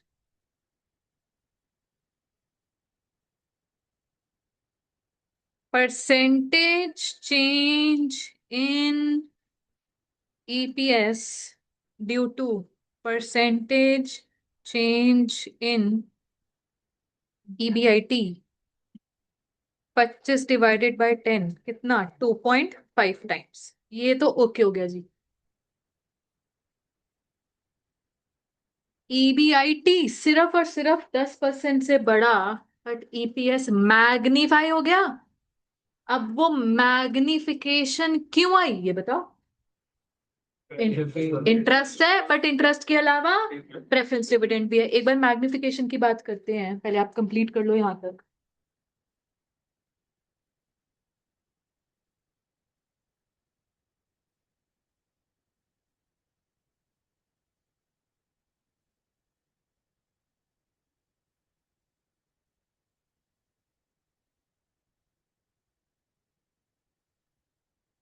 हाँ जी, अब ध्यान से देखो। ईबीआईटी 10% से बढ़ा, इंटरेस्ट सेम रह गया, ईबीटी में सीधी मैग्निफिकेशन आ गई, और वो मैग्निफिकेशन बेटा 14.2857% की आई है। चेक करना, जब ईबीटी बढ़ रहा है फ्रॉम 7,000 टू 8,000, मतलब हमारे पास 14.28% की मैग्निफिकेशन। चलो, टैक्स प्रोपोर्शनेटली लगता है, इसलिए ईएटी 14.2857% से मैग्निफाइड है। But because preference dividend remain the same, earnings for equity में सीधी 25% की मैग्निफिकेशन आ गई। ठीक है, हम ये नहीं कहेंगे कि ईएटी अगर 14.28% से बढ़ रहा है तो अर्निंग्स फॉर इक्विटी भी 14.28 से बढ़े। नहीं जी, दोनों के बीच में फासला किस चीज का है? प्रेफरेंस डिविडेंड का है। वो थोड़ी ना बढ़ रहा था, वो तो सेम ही था। सिंस अर्निंग्स फॉर इक्विटी 25% से बढ़ा है, एंड ऑफ कोर्स ईपीएस तो 25% से बढ़ना ही था। मैग्निफिकेशन दो कारण की वजह से आई है, one is interest and one is preference dividend. अब ना इधर कैच पॉइंट आता है कि बेटा हम जो दूसरा फॉर्मूला है फाइनेंशियल लीवरेज का, आपने ऊपर एग्जांपल वाले ऊपर वाले एग्जांपल में तो आराम से लिख लिया था, EBIT upon EBT. But EBIT और ईबीटी के फासले में सिर्फ और सिर्फ इंटरेस्ट ही कैप्चर हो पाया था। चलो, ऊपर प्रेफरेंस डिविडेंड नहीं था। अब अगर मुझे प्रेफरेंस डिविडेंड को भी कैप्चर करना है, मैं ये भी नहीं पॉसिबिलिटी रख सकती, ध्यान से देखना जरा, कि जी मैं ईबीआईटी को न्यूमरेटर में रख के डिनोमिनेटर में अर्निंग्स फॉर इक्विटी लिख लूं। गलत चीज हो जाएगी। क्यों गलत चीज हो जाएगी? ध्यान से बात को सुनना। ये आफ्टर टैक्स फिगर है और ईबीआईटी एक प्री टैक्स फिगर है। क्या टैक्सेशन इम्पैक्ट का लेना देना है लीवरेज कॉन्सेप्ट से? नहीं। टैक्स की वजह से कोई लीवरेज आती है? नहीं बेटा, टैक्स प्रोपोर्शनेट चीज है। टैक्स बदलता रहेगा, उसकी वजह से कोई फायदा नुकसान वाली बात नहीं है। जितना ईबीटी ज्यादा उतना टैक्स ज्यादा, वो उसकी वजह से कोई मैग्निफिकेशन नहीं है। तो टैक्स को आप लीवरेज के कॉन्सेप्ट से बाहर रखो। या तो आपका न्यूमरेटर और डिनोमिनेटर दोनों ही पोस्ट टैक्स हो जी, राइट, या तो आपका न्यूमरेटर एंड डिनोमिनेटर दोनों ही प्री टैक्स हो। अब एक फॉर्मूला जो आईसीए फॉलो करता है वो मैं आपको लिखवाने जा रही हूँ, देखना जरा उन्होंने काम क्या किया। कहते प्रॉब्लम क्या है, देखो, ईबीआईटी न्यूमरेटर में रख लिया, हम प्री टैक्स ही सब कुछ करवाएंगे, राइट। डिनोमिनेटर में ईबीटी है, ये भी प्री टैक्स फिगर है। Can I write EBT as EBIT minus interest? Interest भी एक प्री टैक्स फिगर ही है, यहां तक ओके है। मुझे क्या चाहिए था कि यहां से मुझे माइनस एक और चीज करवानी है, क्या? Preference dividend. But preference dividend क्या हो गई है? एक पोस्ट टैक्स फिगर है। एक पोस्ट टैक्स फिगर को प्री टैक्स में लाने के लिए उसको डिवाइड किया जाता है 1 - टी ब्रैकेट से। एक बारी बात को समझते हैं। मैंने प्रेफरेंस डिविडेंड बेटा कितना देना है बताना, तो न्यूमेरिकल वैल्यू कितनी है? 1800। आप ये सोचो, मैंने प्रेफरेंस डिविडेंड 1800 देना है। आप ये मान के चलो कि प्रेफरेंस डिविडेंड देने के बाद अर्निंग्स फॉर इक्विटी चाहे कुछ बचे ही ना, चाहे कुछ भी ना बचे, ठीक है, स्टिल क्या मैं बोल दूं कि मेरा जी ईबीटी भी 1800 ही हो? एक बारी प्रेफरेंस डिविडेंड से रिवर्स मुझे बताना, ईएटी कितना रखना पड़ेगा? 1800। अगर बेटा आपको ईएटी 1800 चाहिए, आप बताओ फिर ईबीटी कितना चाहिए, क्योंकि टैक्स लगता है 40% के हिसाब से। अगर ईबीटी में से 40% आपने टैक्स दे देना है, कहना इसे ईएटी 60% रह जाते हैं। अगर 1800 60% है तो ये बताओ कितना आ गया? 3000। यानी कि 1800 का preference dividend burden pre tax basis पर 3000 का बर्डन है। आप ये नहीं कहोगे कि ईबीआईटी में से मुझे ना इंटरेस्ट भी निकालना है, प्रेफरेंस डिविडेंड भी निकालना है। मेरे इस एग्जांपल में मुझे बताना, इंटरेस्ट बेटा कितना था? इंटरेस्ट कितना था? 3000। मैं ये बोलूं कि ईबीआईटी जी इंटरेस्ट भी पे कर पाए और प्रेफरेंस डिविडेंड भी पे कर पाए। प्रेफरेंस डिविडेंड वैसे तो कितना है? 1800 का। हम ये नहीं कहेंगे कि ईबीआईटी के ऊपर बर्डन दोनों का मिलाकर 4800 है, जी नहीं। अगर आपने 1800 का प्रेफरेंस डिविडेंड देना है, प्री टैक्स बेसिस पर आपके पास 1800 नहीं 3000 पैसा होना चाहिए, तो जाके आप 1800 का प्रेफरेंस डिविडेंड पे कर पाओगे। तो ईबीआईटी के ऊपर बर्डन प्रेफरेंस डिविडेंड का कितना क्रिएट हो गया? 3000 का क्रिएट हो गया। So when we are talking about capturing preference dividend also, हमने उसको प्री टैक्स बेसिस पर लेकर आना है, तो हम उसकी अमाउंट जो है 3000 ही मानेंगे। मतलब 1800 को मैंने डिवाइड कर दिया 60% से, हेंस दिस पॉइंट। अब सारी बात, सारी की सारी बात आपकी ना आ चुकी है प्री टैक्स बेसिस पर। आपका न्यूमरेटर भी प्री टैक्स है, डिनोमिनेटर भी प्री टैक्स है। एक बारी अगर आपने ये फॉर्मूला लिखा, पहले तो लिखना जरा, मैं दोबारा से चीज बता दूंगी, don't worry about. Don't worry about it, मैं दोबारा से चीज बता दूं। ईबीटी माइनस प्रेफरेंस डिविडेंड सिर्फ और सिर्फ प्रेफरेंस डिविडेंड के डिनोमिनेटर में है 1 माइनस टी, टी मतलब टैक्स रेट। ईबीटी तो पूरा पूरा लिखो माइनस प्रेफरेंस डिविडेंड, और प्रेफरेंस डिविडेंड के डिनोमिनेटर में 1 माइनस टी। एक बार बुक रेफर कर लो बेशक, अगर बुक में भी सेम ही चीज है। ये लो बुक, ये लो।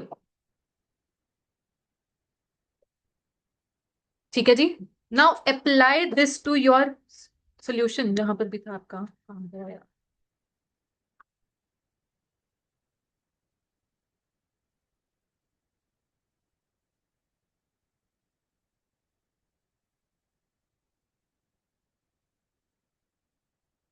हम्म। ईबीआईटी ओरिजिनल कितना था? 10,000। ईबीटी 7,000 माइनस प्रेफरेंस डिविडेंड 1,800 तो था, डिवाइडेड बाय 1 माइनस 0.4। अगर आप इसको प्रॉपरली सॉल्व करें, 10,000 डिवाइडेड बाय 7,000 तो यही था। और ये चीज कितनी हो गई? 3,000। 10,000 डिवाइडेड बाय 4,000, आंसर कितना आ गया? 2.5 टाइम्स। वही आंसर सेम ही आना है जी, हमें पहले से पता था 2.5 टाइम्स आएगा। बट अल्टीमेटली मुझे प्रेफरेंस डिविडेंड को भी तो कैप्चर करना है।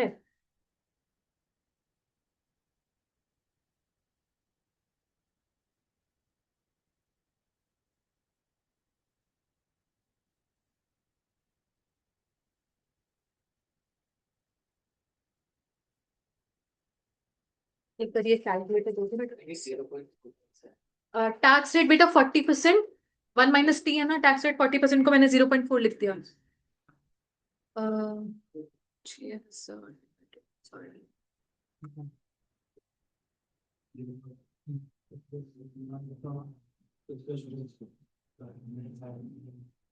ठीक है, ठीक है। नाउ यहाँ पर काफी स्टूडेंट्स पूछते हैं कि मैम ये लॉजिक था ना कि सब कुछ या तो प्री टैक्स हो या तो पोस्ट टैक्स हो। लेट अस से मुझे सब कुछ पोस्ट टैक्स करना है, तो what I can do? ICI ये फॉर्मूला कतई कंसिडर नहीं करता, ना किसी ऑथर की किताब में कहीं देखने को मिलेगा, सिर्फ आपको समझाने के लिए बता रही हूँ। न्यूमरेटर में ईबीआईटी को पोस्ट टैक्स बनाना है, मतलब ईबीआईटी में 1 माइनस टी ब्रैकेट मल्टीप्लाई कर दो। दैट मीन्स मेरा न्यूमरेटर क्या बन जाएगा जी? 10,000 इंटू वट एवर 6,000। डिनोमिनेटर में अब नाम ईबीटी नहीं रहेगा, ईबीटी को पोस्ट टैक्स करो तो क्या हो जाता है? ईएटी। और preference dividend as it is रख लो। Preference dividend as it is रख लो। इसी चीज को आप प्यार से क्या बोल रहे हो? Earnings for equity. Ultimately earnings for equity बेटा कितनी थी ओरिजिनल? 2,400। चेक कर लो। 6,000 डिवाइडेड बाई 2,400 बाई 2.5 ही आ गया।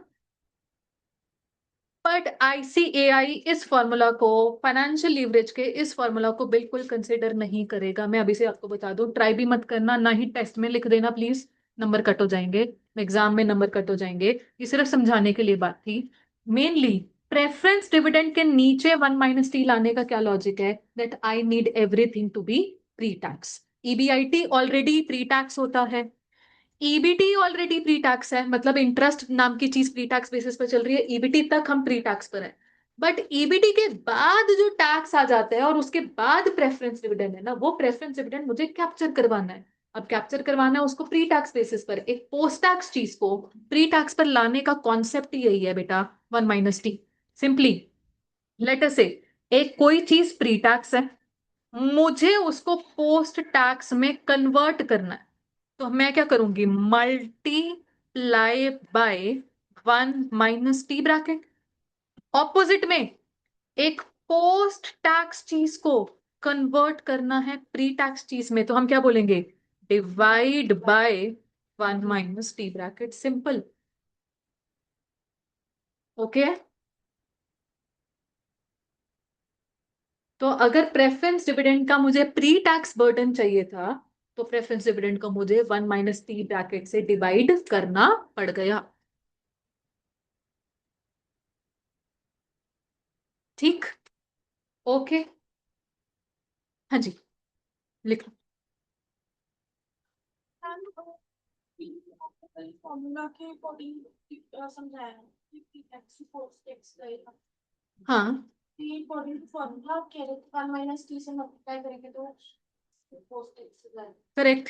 अगर आप इस पूरी चीज को 1 - t ब्रैकेट से मल्टीप्लाई कर दो, आपके पूरा चीज ही वापस से वही सेम आंसर देगी, अगर मेरा न्यूमरेटर और डिनोमिनेटर को मैं दोनों को अपना पोस्ट टैक्स में कन्वर्ट करूं।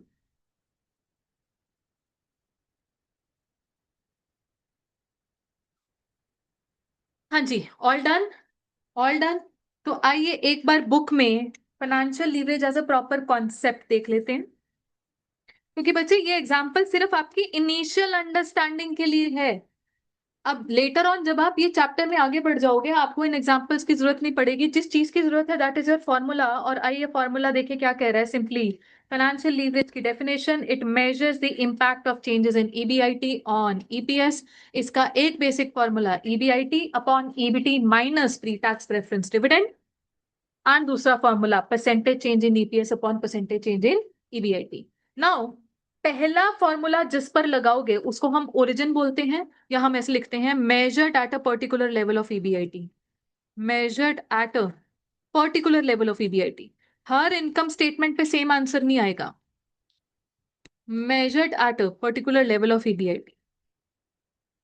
और सेकंड वाले में लिखेंगे change is measured from that EBIT.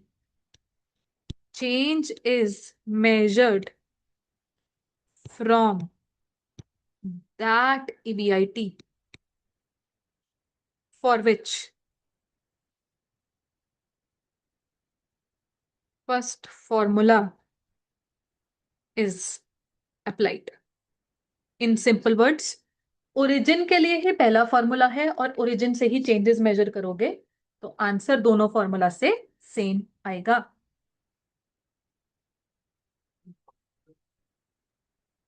Particular level of EBIT का क्या मतलब है कि let us say if I am changing EBIT and I am trying to apply this exact formula in the revised income statement. अभी मैं आपको अगर एक पेज पर लेकर जाती हूँ,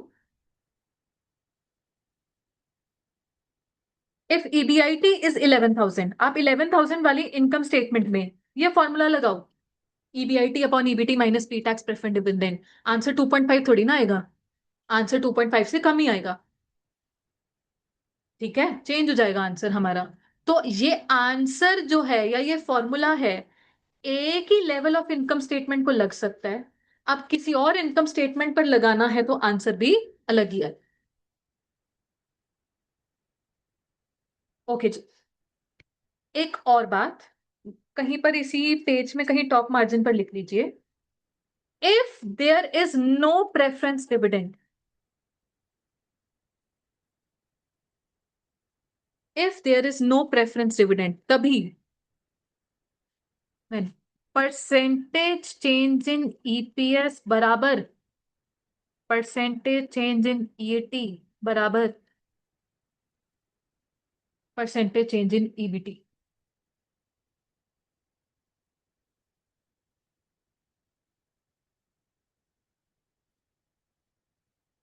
if there is no preference dividend तभी परसेंटेज चेंज इन ईपीएस बराबर परसेंटेज चेंज इन ईएटी बराबर परसेंटेज चेंज इन ईबीटी। एक बार रेफर करना एग्जांपल 1 फाइनेंशियल लीवरेज का ही जो पहला एग्जांपल था, वहां पे प्रेफरेंस डिविडेंड नहीं था। तो अगर कोई बोले लेटर से ना, कई बार क्वेश्चन ऐसे बोल देता है, अच्छा ईबीआई, वैसे फाइनेंशियल लीवरेज का डेफिनेशन क्या कहती है, ईबीआईटी का इम्पैक्ट किस पर, ईपीएस पर। क्वेश्चन की लैंग्वेज आ जाती है ईबीआईटी का इम्पैक्ट ईबीटी पर, और उसमें प्रेफरेंस डिविडेंड नहीं होता। जी हम बोलेंगे फॉर्मूला तब भी लगा सकते हो, फॉर्मूला में परसेंटेज चेंज इन ईपीएस की जगह परसेंटेज चेंज इन ईबीटी भी लिख सकते हो, बट वेरी केयरफुली, हर क्वेश्चन में नहीं, only when there is no preference dividend. आप कंफर्म कर लो, एग्जाम्पल 1 में जाओ, मैंने आपको पहले से ही कंफर्म कर दिया था। If my EPS was increasing by 14.2857%, वो मैग्निफिकेशन बेटा ईबीटी वाली ही थी। ईबीटी की मैग्निफिकेशन वॉज ईएटी की मैग्निफिकेशन, वही ईपीएस की मैग्निफिकेशन थी। ये तब था when there was no reference dividend. Okay है जी ये, ठीक। अब वैसे तो एनालिसिस इसमें भी है, बट वो मैं आपको करवाऊंगी कल, नहीं तो आप बच्चे सभी सो जाओगे। कल हम इसका एनालिसिस डिस्कस करेंगे, अभी करते हैं जी क्वेश्चन। एक ये कॉन्सेप्ट है financial leverage as trading on equity, ये लॉन्ग टर्म पेंडिंग है बेटा। आप ना बुक में इंडेक्स पर जाओ, इंडेक्स है जी, इंडेक्स में ही ना पेंडिंग टॉपिक्स की लिस्ट बनाना, क्योंकि पेंडिंग टॉपिक्स इकट्ठे हो जाते हैं यहाँ पे भी। पेंडिंग टॉपिक्स की लिस्ट बनाओ, लिखो चैप्टर लीवरेजेस, ठीक है। टॉपिक का नाम ट्रेडिंग ऑन इक्विटी। ये मैं लिस्ट आपको पता है क्यों बनवा रही हूँ, क्योंकि मैं भूल जाती हूँ, फिर आप ही याद करवाने वाले होते हो। एंड इससे related question number I think so या तो 19 है या तो 26 है, देखना पड़ेगा। बुक चाहिए मुझे किसी की ना, 19 ही मोस्टली।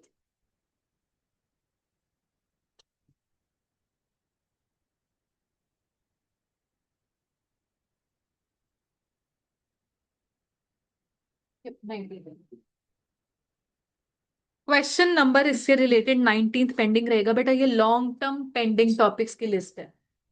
एक हम बहुत बाद में जाकर, तकरीबन 1 डेढ़ महीने बाद जाकर हम पेंडिंग टॉपिक्स की क्लास लगाते हैं, उसमें ये कवर हो जाएगा। ठीक, कमिंग बैक।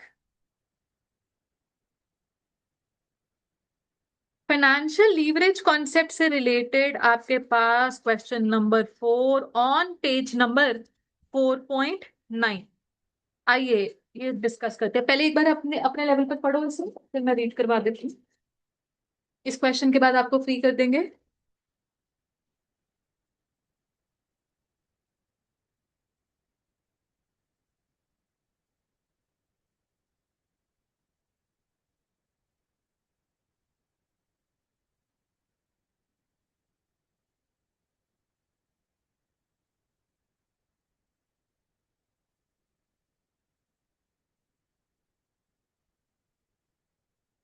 क्वेश्चन नंबर 4 पढ़ लिया सभी ने? एक कंपनी है जो ऑलरेडी फिलहाल ऑल इक्विटी कंपनी है, इसके पास 1 लाख ही इक्विटी शेयर्स हैं। अब इनको एक्सपेंशन पर्पसेस के लिए नया पैसा चाहिए 6 लाख। 6 लाख को लाने के लिए 4 अलग अलग ऑप्शंस हैं। अलग अलग ऑप्शन में अलग अलग कॉम्बिनेशन बनाया है। एंड देखो, ईबीआईटी तो 4 लाख ही रहेगा आफ्टर एक्सपेंशन, चाहे आप पैसा डेट से लाओ इक्विटी से लाओ। ये तो सब ईबीआईटी के बाद की कहानी है ना, कि डेट आ गया तो जी इंटरेस्ट भी आ जाएगा। बट पॉइंट इज ईबीआईटी तो जो प्रोजेक्ट से निकल कर आता है वो तो सेम ही रहेगा। डजेंट मैटर आपका पैसा कहाँ से आ रहा है, वेरिएबल कॉस्ट जो लगने हैं सो लगेंगे, फिक्स्ड ऑपरेटिंग कॉस्ट सैलरी, आपका मार्केटिंग स्पेंड, वो जो जो लगना है सो लगना है, डजेंट मैटर पैसा कहाँ से आ रहा है, राइट। अच्छा जी, assume corporate tax rate of 40%, calculate TPS and financial leverage. बच्चे हम डायरेक्टली इनकम स्टेटमेंट तो बना सकते हैं, but in question like this जिसमें पैसे को लाने के अलग अलग ऑप्शंस हैं और ऑप्शंस में भी बाइफर्केशन है, हम अपनी तरफ से एक वर्किंग नोट बनाया करेंगे जिसको हम बोलते हैं pattern for raising finance, so that income statement बनाते वक्त आपसे गलती ना हो। ये बनाना जरूरी नहीं है पैटर्न फॉर रेजिंग फाइनेंस। अगर मैं ना रोकती आपको तो आप तो इनकम स्टेटमेंट बनानी शुरू भी कर देते, बन भी जाती। मैं नहीं कहूंगी कि इसके बिना नहीं बनती, बन जाती थी। बट बेटर है, बेटर है, गलती नहीं होती जी, और जल्दी जल्दी काम हो जाएगा। हाँ जी, बताएं। नया 6 लाख आएगा प्लान 1 में, कैसे आ रहा है? 60,000 की शेयर है। तो रुपी वैल्यू कितनी हो गई? 6 लाख ही। ऑल इक्विटी है, equity share capital 6 lakh, okay. Plan 2 बताना। 4 लाख की इक्विटी है और बैलेंस मतलब 2 लाख हो गया बैलेंस। टोटल 6 लाख में से 4 लाख तो इक्विटी है, 2 लाख किससे? 12% लॉन्ग टर्म बोरोइंग से है, बोरोइंग। ठीक। प्लान 3, 3 लाख की इक्विटी है और बाकी का 3 लाख डिबेंचर्स का कूपन रेट, इंटरेस्ट रेट। और लास्ट प्लान, 3 लाख की इक्विटी है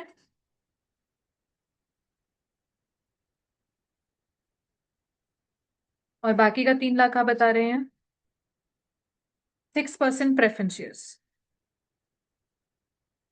जी, दिस इज हाउ आपका टोटल पैसा 6 लाख आ रहा है अलग अलग ऑप्शंस में, अलग अलग कॉम्बिनेशन के साथ। अब ना ईबीआईटी तो चलो हर जगह 4 लाख है, मुझे बताना ईबीआईटी के बाद पहली आइटम कौन सी एडजस्ट करते हो? इंटरेस्ट। इंटरेस्ट। मुझे बताओ, कंपनी ना ऑलरेडी एग्जिस्टिंग कंपनी है, क्या इसके पास ऑलरेडी एग्जिस्टिंग इंटरेस्ट है? ऑलरेडी एग्जिस्टिंग, एक्सपेंशन से पहले का। यहाँ चेक करो, नहीं है, सिर्फ और सिर्फ इक्विटी है, सिर्फ और सिर्फ ऑल इक्विटी कंपनी है बिफोर दी एक्सपेंशन। तो नया इंटरेस्ट है, अगर पुराना तो देखो है नहीं, नया इंटरेस्ट कौन से प्लान में बेटा? प्लान टू में, बताना। 2 लाख के ऊपर कितना, 12%, 24,000। और प्लान 3 में 27,000। अच्छा, इंटरेस्ट के अलावा प्रेफरेंस डिविडेंड भी देखो, पुराना तो कोई है नहीं, पुराना तो कोई है नहीं, नया है। कितना बता रहे हो? 18,000। एक बहुत ही जरूरी चीज जो कि आपको ईपीएस निकालने में हेल्प करेगी, इसके बिना ईपीएस थोड़ी ना निकाल पाओगे, that is number of equity shares. पुराने इक्विटी शेयर्स हैं कोई? हाँ जी, कितने हैं? एक, देखो 1 लाख तो है ही, 1 लाख तो है ही। Plus plus plus plus plus वाली बात बताओ, नए इक्विटी शेयर्स कितने आ रहे हैं? पहले में 60,000, दूसरे में 40,000, फिर 30,000 और 30,000। लीजिए,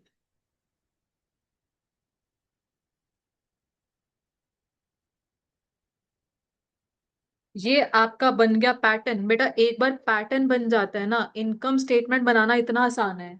सारी फिगर्स यहीं से रेफर करनी है, दोबारा से क्वेश्चन में झांकने की जरूरत नहीं है कि किस कॉम्बिनेशन में कितना इंटरेस्ट था, कितना प्रेफरेंस डिविडेंड था, क्या इक्विटी शेयर्स थे, सब सामने है। बनाओ इनकम स्टेटमेंट। स्टार्टिंग में डीबीआईटी 4 कॉलम्स बना लो, एक ही इनकम स्टेटमेंट में 4 कॉलम्स। हेडिंग डाल दो इनकम स्टेटमेंट या calculation of EPS what. Once pattern is there, आसानी हो जाती है, गलती भी नहीं होगी।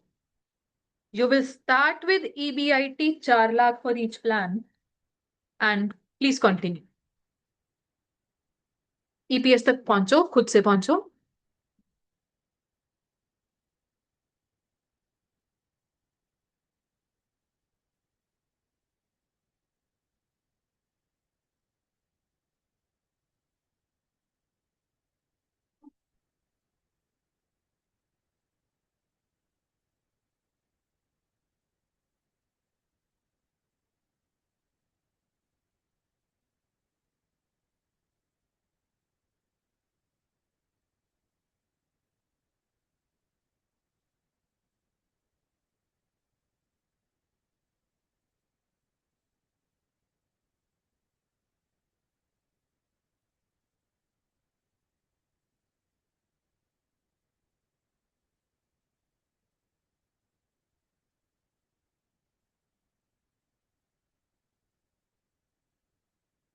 इनकम स्टेटमेंट आप ही ने बनानी है, मुझे सिर्फ और सिर्फ ईपीएस का आंसर चाहिए होगा।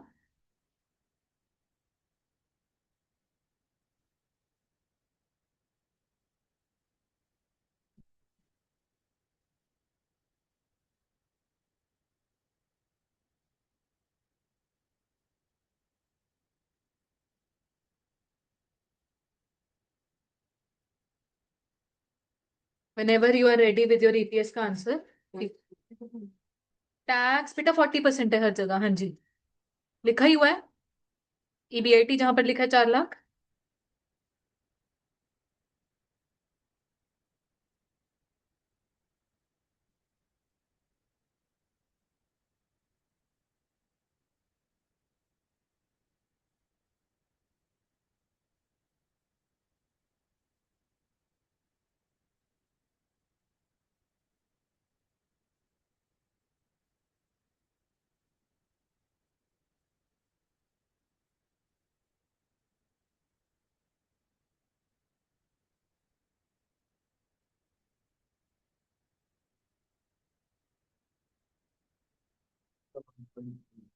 हाँ जी,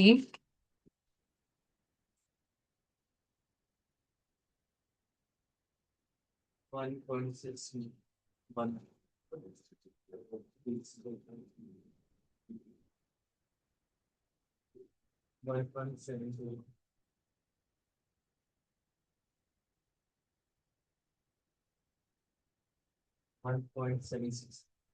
लास्ट वाला चेक कर लो। 1.707 या 1.71 पर भी बोल सकते हो अगर राउंड ऑफ करना है तो।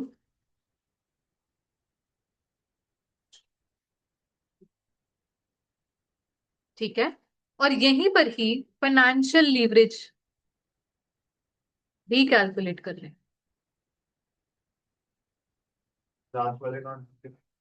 ईपीएस का 1.71, अप्रोक्सीमेटली 1.7076 बता रहे हैं बच्चे। Financial leverage, EBIT proper formula लिखेंगे, EBIT upon EBT minus pre tax preference dividend. पहले तीन प्लान्स में प्रेफरेंस डिविडेंड नहीं है तो सिंप्लीफाई होकर ईबीआईटी अपॉन ईबीटी रह जाए। सॉल्व कर लो। पहले प्लान में तो 1 ही है।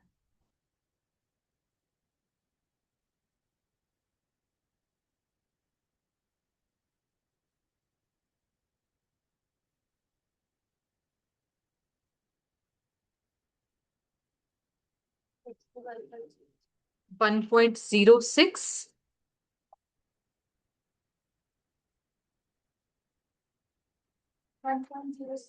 1.07। लास्ट वाला केयरफुली करना है। प्रेफरेंस डिविडेंड है लास्ट वाले में, EBIT 4 lakh divided by EBT 4 lakh, but preference dividend है यहां पर 18,000 का।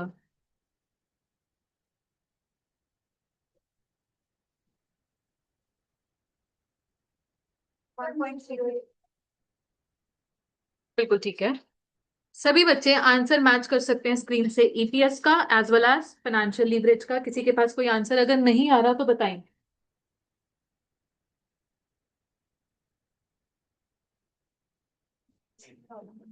ईपीएस का किसी का भी नहीं आंसर आ रहा, एक बार दिखाओगे? और कहाँ से शुरू किया है? ईबीआईटी, एक सेकेंड, ईबीआईटी कितनी ली आपने? ईबीआईटी कहाँ है, मतलब where is that proper income statement, मुझे दिख क्यों नहीं रहा है?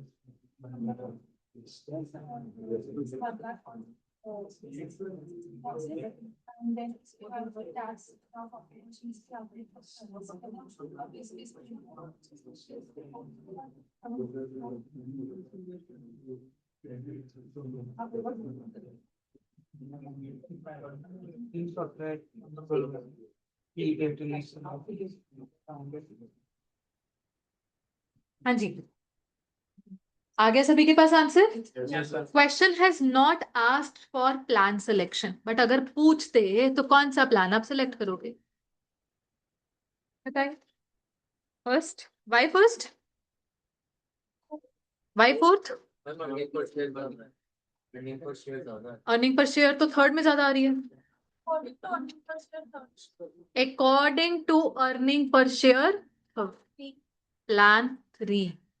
आप, हाँ जी, अगर उसमें इंटरेस्ट भी ज्यादा जा रहा है, ले देकर अल्टीमेटली एक इक्विटी शेयर पर बच भी तो ज्यादा रहा है 1.72। एक इक्विटी शेयर अल्टीमेटली, कल हमने डिस्कस किया था, who are the ultimate owners of the company? Equity share holder.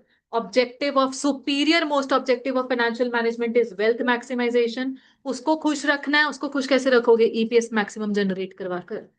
ठीक है जी, तो एक चैप्टर आता है हमारे पास कि how to select amongst the plans, एक चैप्टर ही है जी आगे जाकर, तो उसमें भी हमारे लिए सबसे पहला क्राइटेरिया ये बनेगा, जहां पर ईपीएस हाईएस्ट आ रही है हम तो उसी प्लान को सिलेक्ट कर लेंगे। नाउ यहां पर आप इनफैक्ट ये भी देखो, प्लान 3 में कितनी बढ़िया बात है, as compare to plan 4 EPS higher है, but as compare to plan 4 risk इसमें तो कम ही है, थोड़ा सा कम ही है जी। तो हम बोलेंगे कम रिस्क लेकर ज्यादा ईपीएस जहां कमा रहे हो, बहुत बढ़िया बात है भाई। और बढ़िया, तो प्लान 3 सेलेक्ट हो जाता, गोइंग विद दी ईपीएस। कई कई जगह ऐसा होता है, इसी चैप्टर में क्वेश्चन आएगा आगे जाकर, जिसमें क्या है ना, ईपीएस, देखो EPS is a measure of return, return को हम रिवॉर्ड भी बोल देते हैं, और leverage is a measure of risk. किसी किसी जगह हम देखेंगे रिस्क बढ़ता जा रहा है तो रिवॉर्ड भी अप्रोप्रिएटली बढ़ता चला जाएगा। वहां पर तेरे एक फाइनल कॉन्क्रीट आंसर देना हो तो हम पता है क्या बोलेंगे, it depends upon the risk appetite of the company.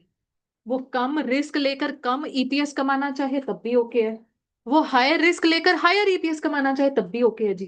ठीक है, बट जहां पर आपको ऐसा कॉम्बिनेशन दिख रहा है, कम रिस्क लेकर हायर ईपीएस आ रहा है, फिर तो आप चुपचाप ऐसे कॉम्बिनेशन को ही सिलेक्ट करोगे ही करोगे।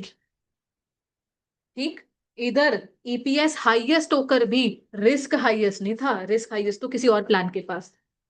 ठीक है जी, तो वैसे क्वेश्चन ने पूछा नहीं है, पूछ लेता तो plan 3 would have been the answer. Alright जी, किसी के पास कोई न्यूमेरिकल वैल्यू नहीं आ रही हो या कोई डाउट हो, वो बच्चे रुक जाएं, अदरवाइज बाकी बच्चे जा सकते हैं। अटेंडेंस लगवा कर जरूर जाइएगा। क्या चीज, किसमें रिस्क? देखो, अगर मैं क्वेश्चन की एक बेटा जी, I am still taking a doubt, I am still there in the classroom, requesting silence please. हाँ जी, ध्यान से सुनिए, इधर रिस्क हाईएस्ट था प्लान 4 में, बट क्या प्लान 4 में ईपीएस हाईएस्ट मिल गई आपको? नहीं।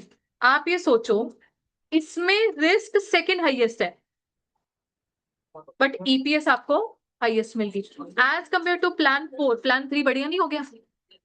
हम क्यों अब प्लान 2 में नहीं जा रहे हैं कि इधर ईपीएस लो हो गया, इधर तो बिल्कुल ही लो है। हाईएस्ट ईपीएस, सबसे पहला पॉइंट चेक करो, हाईएस्ट ईपीएस कहां पर है?